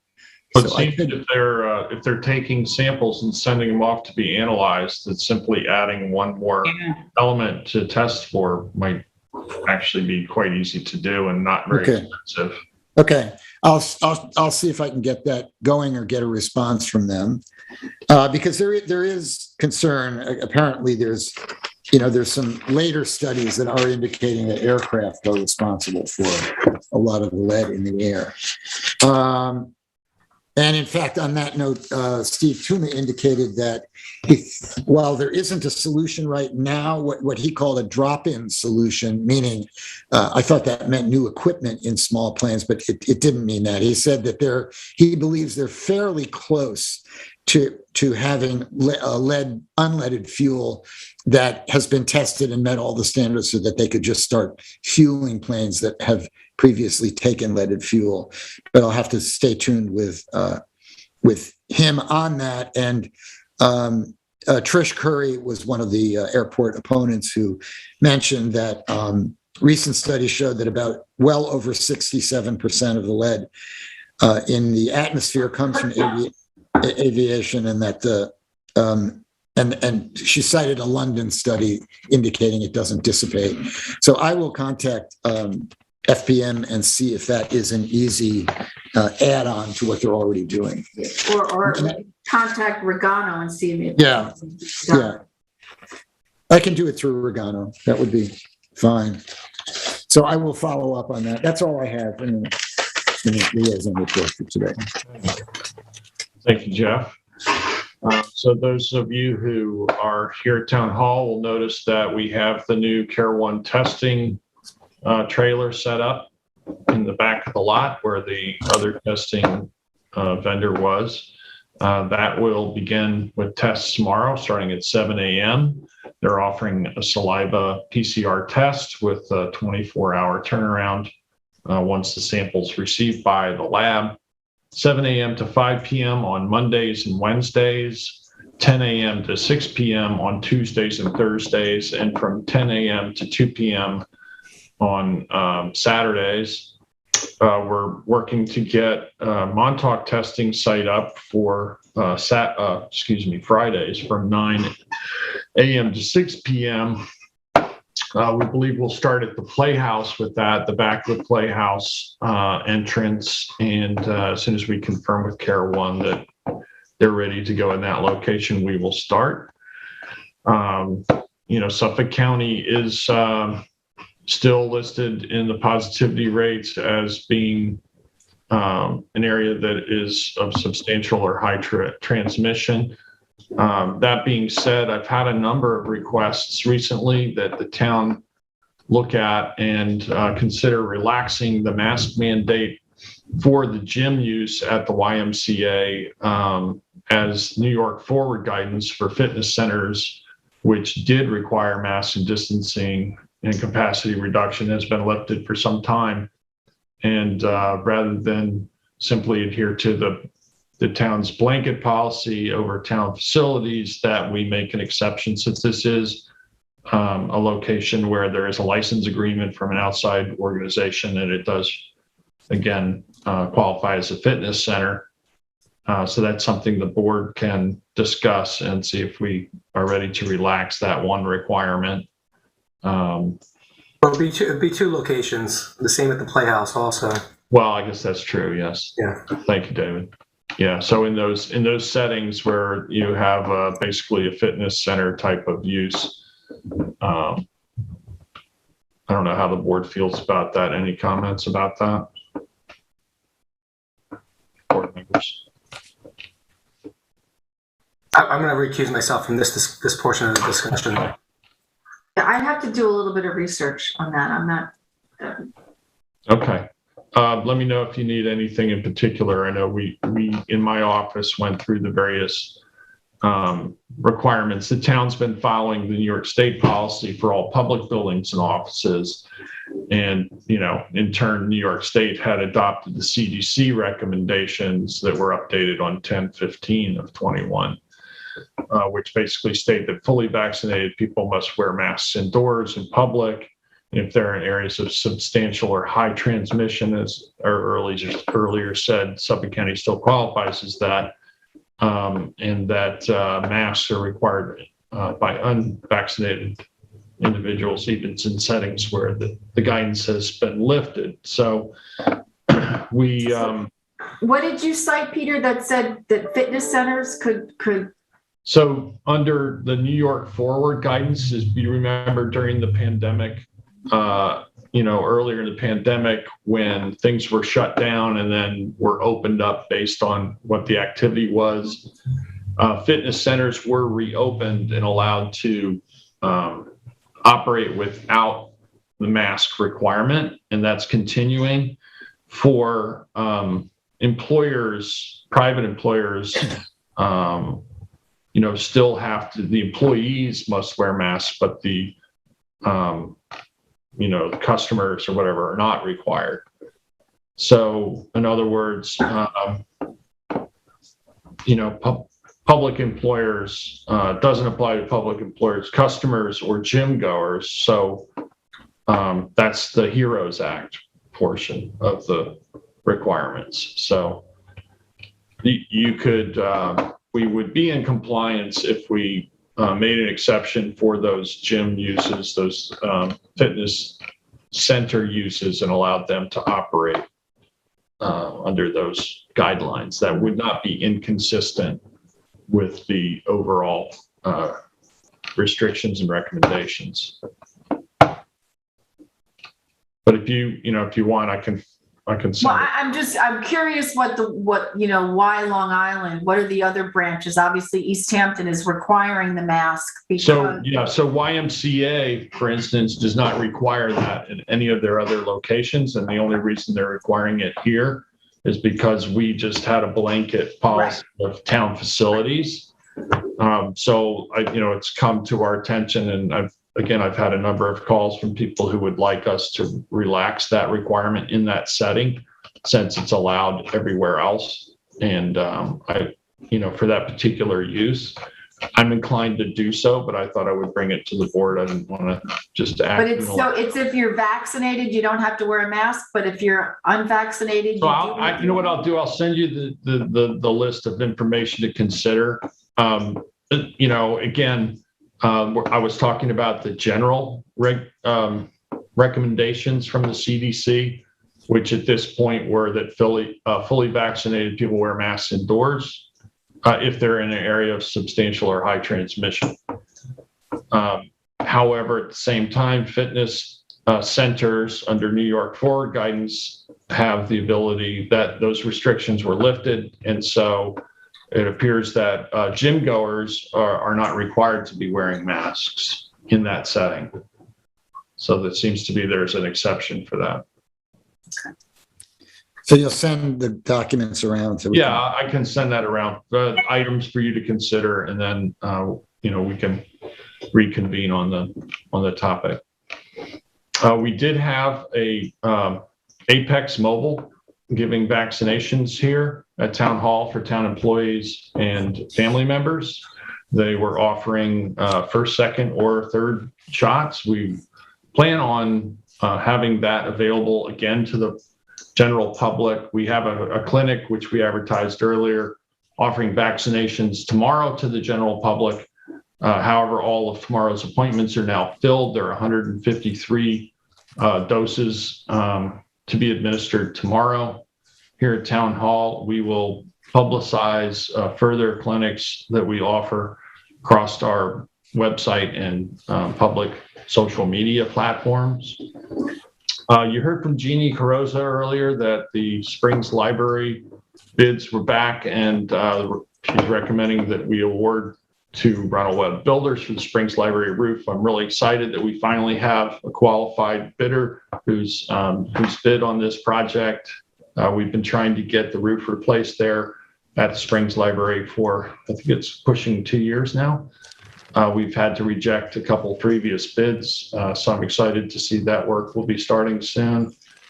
Tomorrow I'll have a meeting with the Montauk Wastewater Committee, and we'll be discussing the legal pathway towards creating a map and plan, as well as any updates from our outside consultant, H2M, on their nitrogen modeling. And that's pretty much it for my liaison report. So we do have a few resolutions to approve. Kathy, I believe you have the first. I do. It's Resolution 2021-1243. It's a notice to bidders for the printing of town clerk permits. The bid is available on November 18th and due back 12/9. Second. All in favor? Aye. Aye, passed and carried. That's up to me. Resolution 2021-1244 is a CPF water quality budget modification where we're taking from subcontract costs in the amount of $115,000, bringing into the septic rebate program in the amount of $115,000. And the purpose of this budget transfer is for funding for the septic rebate program for further further water quality projects. Excited to hear we need more money for that. And we have more participants. Do we have a second? I second. All in favor? Aye. Aye, passed and carried. Resolution 1245 is an Accobonac Harbor and Laos Point Road Storm Improvement Design. This is what was discussed today from Melissa Winslow. I do need to make an amendment to this. I'm going to add it under the third clause. I'll read it as such, and Carol, then I'll email it to you. Whereas I would like to add, whereas pursuant to Resolution 2021-493, the town board accepted the proposal of Elkin McLean Associates, PC, in response to RFP EH 2021-102 to provide engineering services to the town on various town projects as needed, and updates rates per RFP EH 2021-102 end. That's what I want to like add in there. And again, this would be for a price not to exceed $19,400 for engineering services. Second is amended. All in favor? Aye. Passed and carried.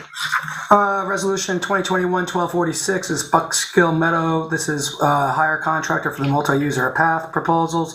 This is going to update this new set proposal by adding $19,520 to the vendor that originally was for $116,080. I would like to amend the last resolve clause, Carol, to add and let it be further that the total cost would be $135,600. That's the last. Oh, it has to be added to it. Okay. To the second last resolve, yes. Second is amended. All in favor? Aye. Aye, passed and carried. 2021-1247 is to increase the cap for Jameson's McWilliams Esquire and Couch McWilliams PLLC, and that would be constituting a total of $18,000. Second. All in favor? Aye. Aye, passed and carried. 1248 is to amend Resolution 2021-883, and that is for officers Andrew Nemo and Luke McNamara, who are authorized to attend a training conference, and it should be revised to include the date August 27th instead of ending on the August 26th. That's not to exceed $2,000. Second. All in favor? Aye. Passed and carried. 1249 is Rice and Fromm reimbursement. This is to reimburse Kevin Rice and Kenneth Fromm for out-of-pocket expenses relating to uniforms needed to attend the Suffolk County Police Academy on October 25th, 2021, and that is not to exceed $1,763.36. Second. All in favor? Aye. Aye. Passed and carried. 1250 is an engineering budget modification for 2021, as the town needs to pay an outstanding bill to Sound Sense regarding the Deepwater project, and that would be moving $675 from full-time salaries to engineering in the same amount. All in favor? Aye. Aye, passed and carried. That concludes the resolutions. Or any other matter board wishes to discuss? We will go into executive session at 3:15. Work for everyone? That's great. Okay, 3:15. I'm sorry, I don't have the list of what we're. They included. That would be. I have it if you want. You want me to read it? I can read go ahead. Thank you. Sorry, I just closed it for a second. Here we go. We have a personnel issue in the town attorney's office, consultation with the consultant regarding the planning department, and a review of Actually, I guess the rest is just consultation with council. Okay, I second. All in favor? Aye. Aye, passed, carried. So I will send a link. We'll reconvene at 3:15 in executive session. Thank you very much, everyone. Stay safe and be well.